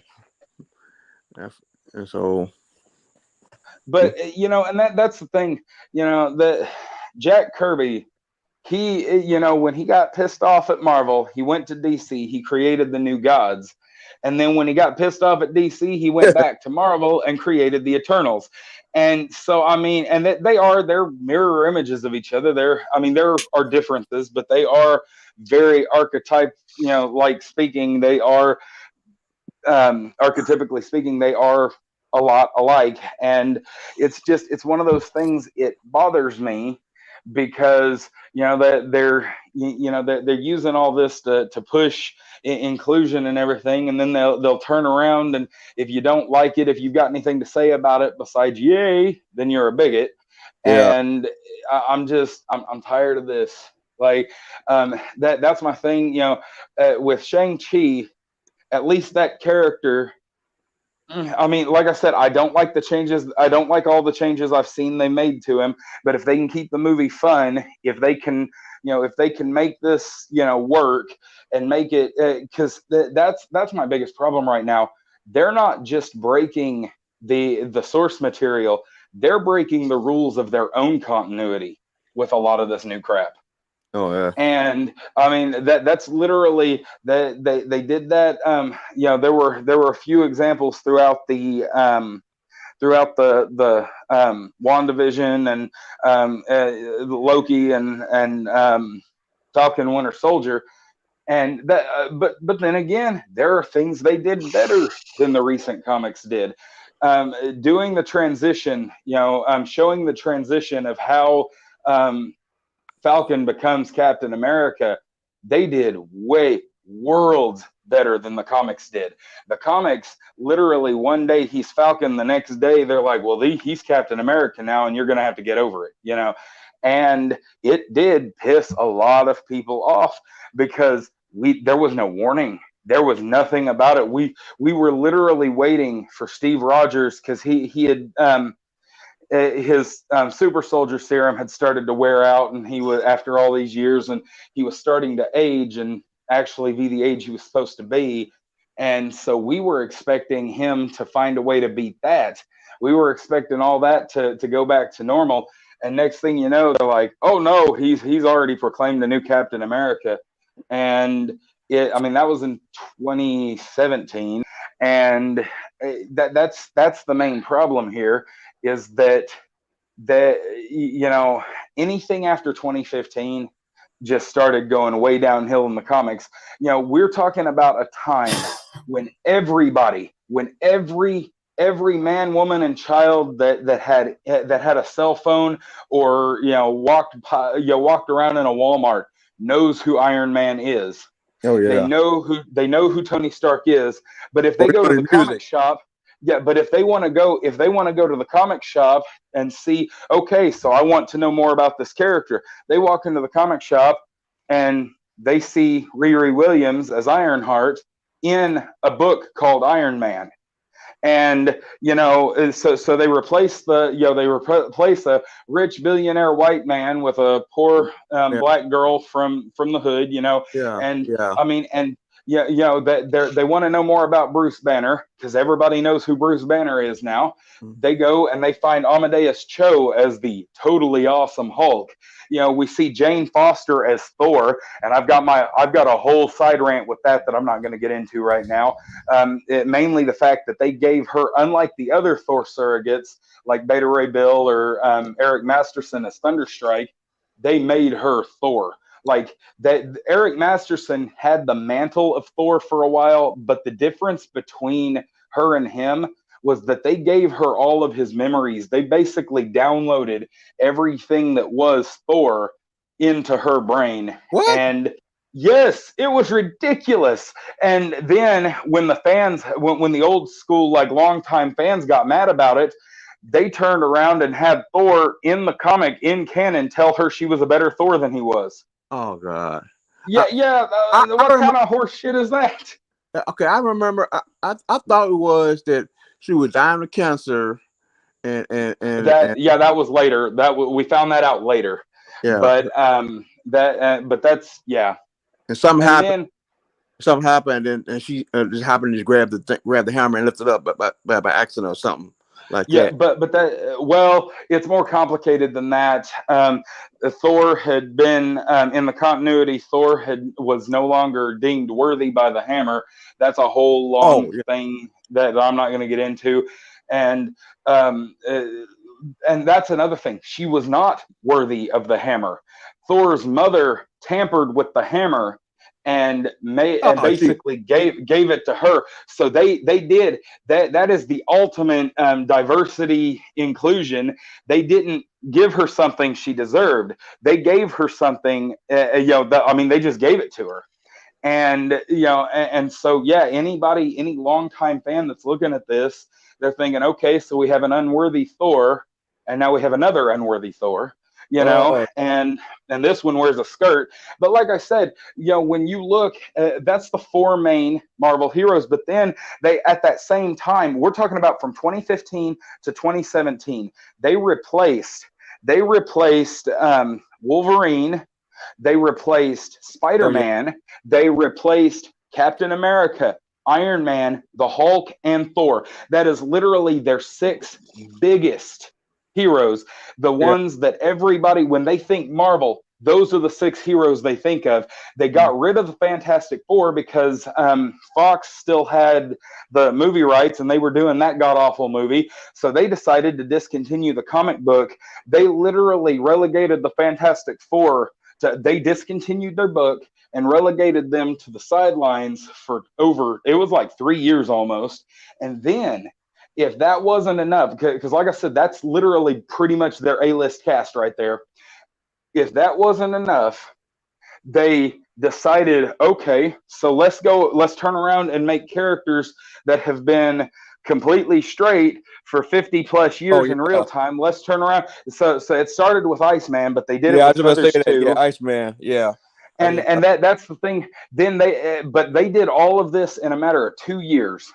And they want to, and of course, if any of the fans got mad, because these aren't just changes, these are sudden changes, fast, changes. And like I said, they made a Wolverine bi or something like that, or gay or bi or something. That was an alternate reality, but the symbolism was there anyway. They did it kind of like this new Superman being gay, people just see Superman, just like when they looked at the cover of that comic, they just saw Wolverine and Hercules tonguing each other.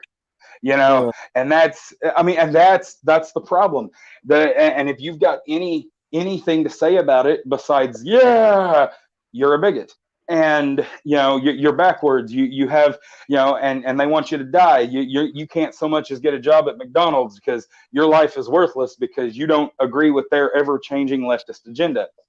But and like I said, and of course DC has done just as much as Marvel has, the big two. Because before, we didn't need the movies to completely match the comics, and but then all of a sudden they got in there and decided, and Kevin Feige is the biggest wolf in geeks clothing that that any of us have ever had the misfortune to know, because his ass got in there. I'm telling you, Ike Perlmutter, him finally getting rid of him ousting him was the worst thing to ever happen to the Marvel Cinematic Universe, because you guys can see it now. I know it doesn't feel like it because everybody's excited for that new Spider-Man movie, but you can feel it. The fad is coming to an end. The blood is in the water, and things are going to start dropping soon.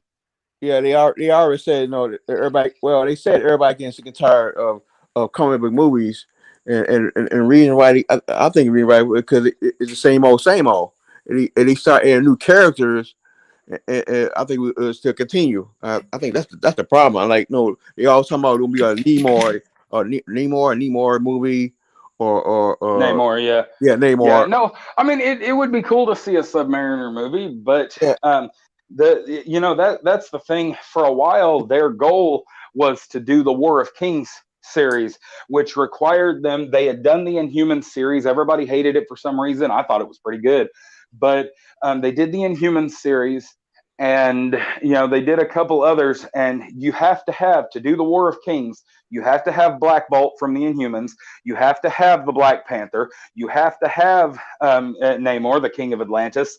I mean, there's a few others, but the point is that seemed to be the direction they were going. And then the rumors were there too, but then all of a sudden they just kicked the bottom out of everything as soon as they were looking at the money. They finally. It was the money. Yeah. It was the money because I remember they was planning to make the Black Bolt family. What's the name? Black Bolt. What do you call them? The Inhumans. Yeah, the Inhumans to a movie. They did the show. Oh well, okay, but still, it was planning to do that to the movie to all that stuff you were saying to connect it. And I think they were trying to somebody said, well, let's make it to a series because a lot of people don't know them. Maybe we hit that and combine both of them. But when it flopped, the whole thing went kaput. But that was the thing. They're now trying to replace the Inhumans with the Eternals, and it's not going to play out the way they're wanting it to. The Shang-Chi movie isn't going to make the numbers that they're hoping for. They're going to blame the pandemic. They're going to blame COVID. Yeah, they won't blame him. Oh, yeah. But, because that was the thing. The worst part is it's a double-edged sword, because before, in 2019, right up until the pandemic started, we were at a point where if a movie didn't make $1 billion in its opening weekend, it was considered a failure. And that's almost not an exaggeration. We were at a point where if a movie did not make, make 5 times its budget in the opening weekend, it was considered a flop. Even if it had, but now we're at the other extreme. And all it took was 1 year. 1 year. Now, if a movie makes beans, they're considering it a success. But this is all planning. It's kind of, and it's strategic placement. Look at Black Widow. They knew that movie wasn't going to do very well, so they put it in a situation where they could make excuses for it. Look at Captain Marvel. They knew that movie on its own could not hold, couldn't bring in the numbers. So they made us all believe. They basically lied to us and said, if you want to know what's happening in Infinity War or in Endgame, you have to see this movie. And if they had put Ant-Man and Wasp as the final movie, if they had put that movie there, it would have been her movie that made a couple $100 million, and it would have been Ant-Man and Wasp that made the $1 billion. It's just the way it is. Have a good day, Deej. Also, Oh, later, Deej. okay. Also, the big mistake they also made was they made Black Widow way too late. If they'd done it, Oh, definitely. 4 or 5 years later, it would been. I think it would been a hit. But no, then Well, now and see, it could have yeah, been but maybe. they made other mistakes too, and that's the worst part. Is what that movie did right is great, but it doesn't redeem what all it did wrong. And that was the thing. I ended up watching that one. I did not watch it on the up and up. I found another means to see it. But the point is that I watched that movie and I enjoyed it for the most part. What I had a problem with, because everybody's like, well, y'all are just mad because the Taskmaster's a girl. You male chauvinist bigots. I'm like, no, I'm not just mad because they decided to diversity swap the Taskmaster. I'm mad for a plethora of reasons. The biggest of which I could stand, say like they did with Ghost in Ant-Man and Wasp. They made her the daughter of the original Ghost from the comic books. They gave his name, how he died, and then but that made sense with the continuity that they had set up because we got Scott Lang as our first Ant-Man, even though Michael Douglas plays Hank Pym. So it made sense for them to make a legacy villain rather than a main villain. And Lawrence Fishburne as Bill Foster was absolutely inspired. But the thing is that you go from that to this. She had zero connection to Anthony Masters at all, the Taskmaster from the comic books. We're talking about a villain. We're talking about a villain who is a normal human that stood 1 against 9 A-list Avengers. This dude humiliated Captain America, Iron Man, Wonder Man, Vision, Scarlet Witch. I could go down the list. The Hawkeye, Ant-Man, Wasp. Like, he went head to head against 9, and it took a 10th Avenger that he was not planning for to trip him up enough where they could take him down. And that's the thing. It would have been one thing if he had powers. It would have been another thing if he had, his crew helped him train, but they didn't help him fight them. And so he did stand 1 against 9 premier A-list Avengers. And and so then they get this actress out here saying, well, I think my version of the Taskmaster is stronger than the one from the comics. Your version of the Taskmaster has everything downloaded into her head. She doesn't have a single. Yeah, they did. They literally plug in, and there's this one part that I will admit, if you don't know anything about the comics, this part is cool. If you know about the comics, it'll piss you off. But there's this part where the Black Widow is finally goes head to head with her, and she assumes, and it's about to happen. She assumes the Panther position, and the claws come out, and she starts fighting like the Black Panther, and it does it's a cool scene. But again, if you know anything about the comic books, the Taskmaster can easily. I mean, it's nothing for him to do a kickflip like Captain America. Do a Hawkeye, move mid flight, and then end with a Black Panther move. She had to switch each program as she did. She couldn't fight as multiple heroes in the same fight, and that is absolutely asinine.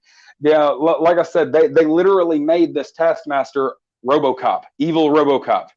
And but at least RoboCop could think. Alex Murphy could think for himself after a while. Once he got his mind back. Yeah.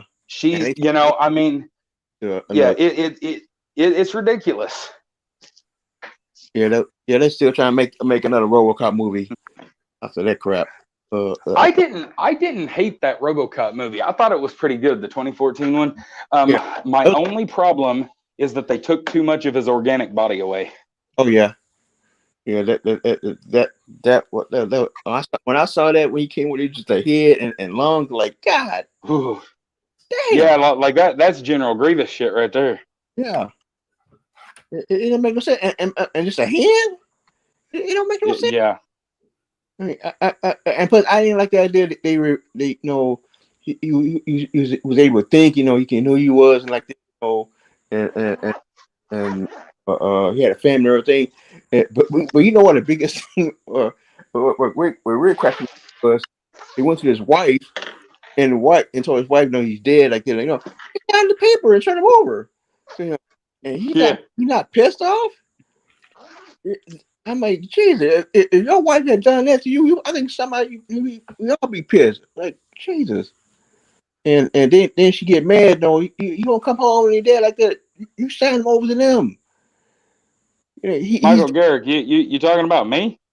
no talking about the No, he's saying this guy is very upset over this. Like I was on a rant. I'm not like angry. oh okay. Yeah, but you know, and Taskmaster, I forgot what the guy who in the Avengers movie, who played the guy with skull face. I forget what his name was. Crossbones. Yeah, Crossbone. The guy who played. I say he supposed to play Taskmaster because you got that martial art thing background.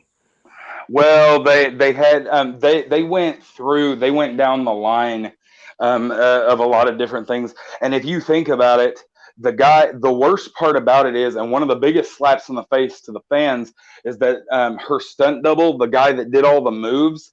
Oh yeah, Now bear in mind her face only shows up in the movie for like 15 seconds. yeah, She has less screen time in that movie than Captain Marvel did in Endgame. But anyway, regardless, jokes aside, she her you know, this guy that played the Taskmaster that entire time, he looks like the dude from the comic book.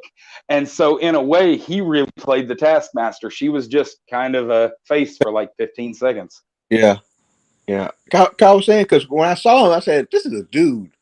I was looking right there. I said, "This is a dude. It look like a female." Well, that's the whole point, though. They made she didn't really have a whole lot of organic matter left, and so they made her look like a guy so that they could, you know, fool the fans and fool and of course fool the Black Widow in the movie. So I mean, Yeah, yeah. there was, again, that's just more lazy writing. So it is. I mean, the first episode, but you can tell. I'm like, this is not female. This is a dude. I like, you know, I understand that they could have made her, whatever they want to call it, at least able, you know, more realistic. I know some they got I know they can't hurt. I know they have female her who are athletic like that, backflips and all that stuff. But it didn't make no sense. Is it? You can tell when you walk, when you talk. This is a dude. They could try, but they just got. Oh, he didn't talk at all, and that was part of the problem because the Taskmaster in the comic books is as talkative as I am. Yeah. He's about as talkative as freaking Deadpool is. Oh yeah. Yeah, he's a very talkative character throughout in the comics. Yeah, he's very talkative. And speaking about Deadpool, you think they'll make another Deadpool movie, or they just playing? No, they're working on it. They are working on it, but most of the rumors are not great. What's his name? Ryan Reynolds has been fighting with Disney like crazy behind the scenes. Oh yeah. I know you still trying to get Hugh Jackson to be in it, which I think would be great. I would love to see these one appearance of him in it, but no, who knows? And they still trying to get him to come back, Hugh Jackman. How are you? What, 50 now, 60? You know, but Yeah, he's in his 60s, but let's face it, most of these actors were in their late 30s to early 40s when they started this 11 years ago. So, I mean, most of them are in their 50s anyway. It's not that big a deal. yeah. But like I say, it'll be a shock today if he. Well, I think the whole thing with Hugh Jackman is he's also stated that, getting into shape to play Wolverine is, gotten harder over the years on him. Yeah, definitely. I think you be like making a big role. I think it'd be like a small cameo, try to make some joke or something like that. But I just can't see him no flashing thing left and right. I think it'd be a real small cameo and let what's name Curtis and do the heavy lifting. So they can play around. But because Well, and that's the thing. If they were to put him, say they put him in the multiverse of madness with Doctor Strange, or they put him with Deadpool for a minute, if they gave him his costume finally, the costume that we've always known him to be in, they could use a stunt double and yeah, far away shots to yeah, actually see the fight. We wouldn't have to see him actually fight as Wolverine. yeah, yeah. Yeah, but they always talking about you trying to make him a new series. We would find somebody. What 5'3", 5'2", 5'3". Yeah, in 5'4". the comic books. Yeah, Yeah, in the comic books, he's 5'4". okay. No, but yeah, that would be real funny.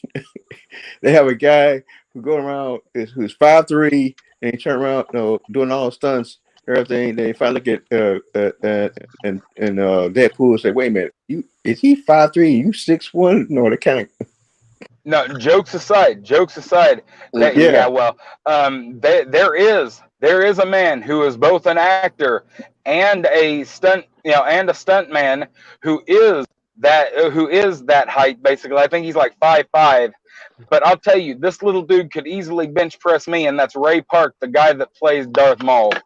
Oh Oh yeah. yeah. Oh hell yeah. He is absolutely awesome. I have met him in person. He is like one of the nicest guys on the freaking planet.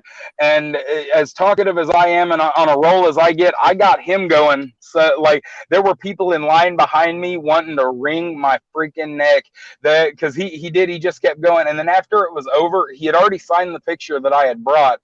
And after it was over, we had buddied around so much, he took out these two Topps coins, like the Topps brand coins that like they do the baseball cards, and he initialed two of them, handed one to me and one to my fiance.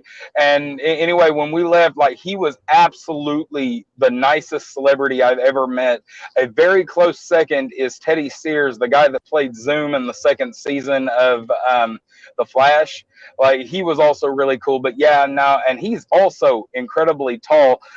That's what led me to this, is the short tall thing, because the guy that plays the Flash, Grant Gustin, is literally the same height I am. And Teddy Sears was always, the way they shot those camera angles made Zoom and the Flash look basically the same height. But then when I'm standing next to Teddy Sears, the dude dwarfs me. Like he's a lanky dude, but he is really freaking tall. So I just thought that was kind of funny, But like I said, there's all sorts of things they could do to make Hugh Jackman still play the character without having him, have to be hands on and physical with the character the entire time. Yeah. And I hate. I know about Ray Parker, and I hate what happened to him, with his family and everything. But it won't be hard. It hard him because with his wife. He's a good guy. I seen some of his movies. I mean the movie. I mean, the Star Wars behind the scenes stuff, and come up. We teaching this boy how to use the double sword thing, the lightsaber. But he's a great guy. Yeah, Where's he from? he's Scottish. He's from Scotland. Scotland. Yeah, okay. Yeah, And hearing him talk is hilarious because we've only ever heard his or not heard his voices like in other movies and stuff. If any of y'all have ever seen the movie Fanboys, when they get to Skywalker Ranch, the head of security is played by Ray Park, and he does this like awesome double backflip and like has the extendable batons and does all these kick-ass moves before he doesn't actually hurt anybody yet, and then it was really funny. Like, but yeah, no, we've only ever heard his acting voice. If you've never heard his actual voice, it is hilarious listening to him talk. I've seen some of his. I've seen some of his low budget movies. I mean, he could have been a great action guy. Well, he never wanted to be an actor.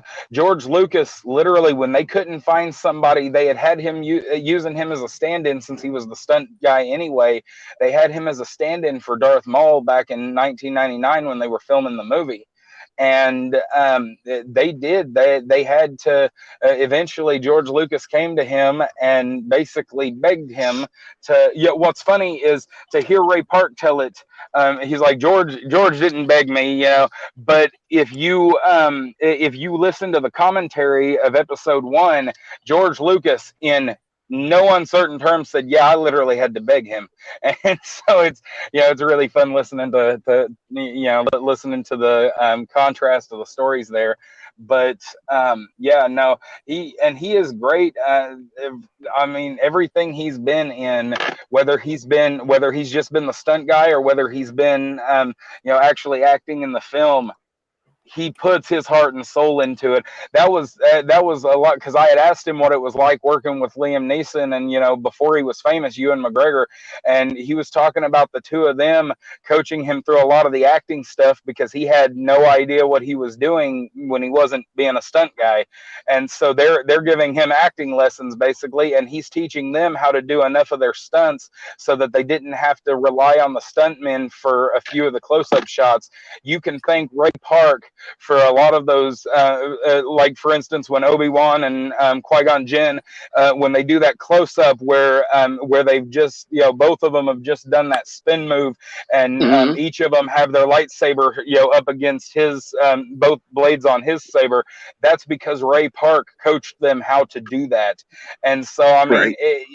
and it's so awesome because you don't think about it until it's spelled out for you. You see, we take all these cinema miracles for granted. We don't realize how much harder it would have been. We like to give credit to just the director, just the producers, or whoever the biggest names are attached to it. You don't realize how much is contributed by everybody that was involved. Oh, I just looked him up just a second ago, and did not realize he was the guy who was doing the Headless Horseman in that Sleepy Hollow movie. Yeah. That Tim I Burton remember that. did, when Yep. Christopher Walker was, when you didn't see Christopher Walken's face, but damn, I'm like, no wonder he was so kick-ass as that, because I mean, he was able to play that thing and make it scary. Yeah, he did a lot of several low budget. Well, no one heard about it because it was low budget, but he did. I can't remember the name of it, but he played one bad guy in some low budget movie. It was funny. He was driving that somebody made a update version of the Trans Am, and he drove it, and he said it was funny, but he was as funny as hell in that movie. Yeah, but. Yeah, you're right. He could be a great Wolverine. I just hate the fact when that Star Wars it was bad editing. That spinning you were talking about, it was just bad editing. I think it could be better.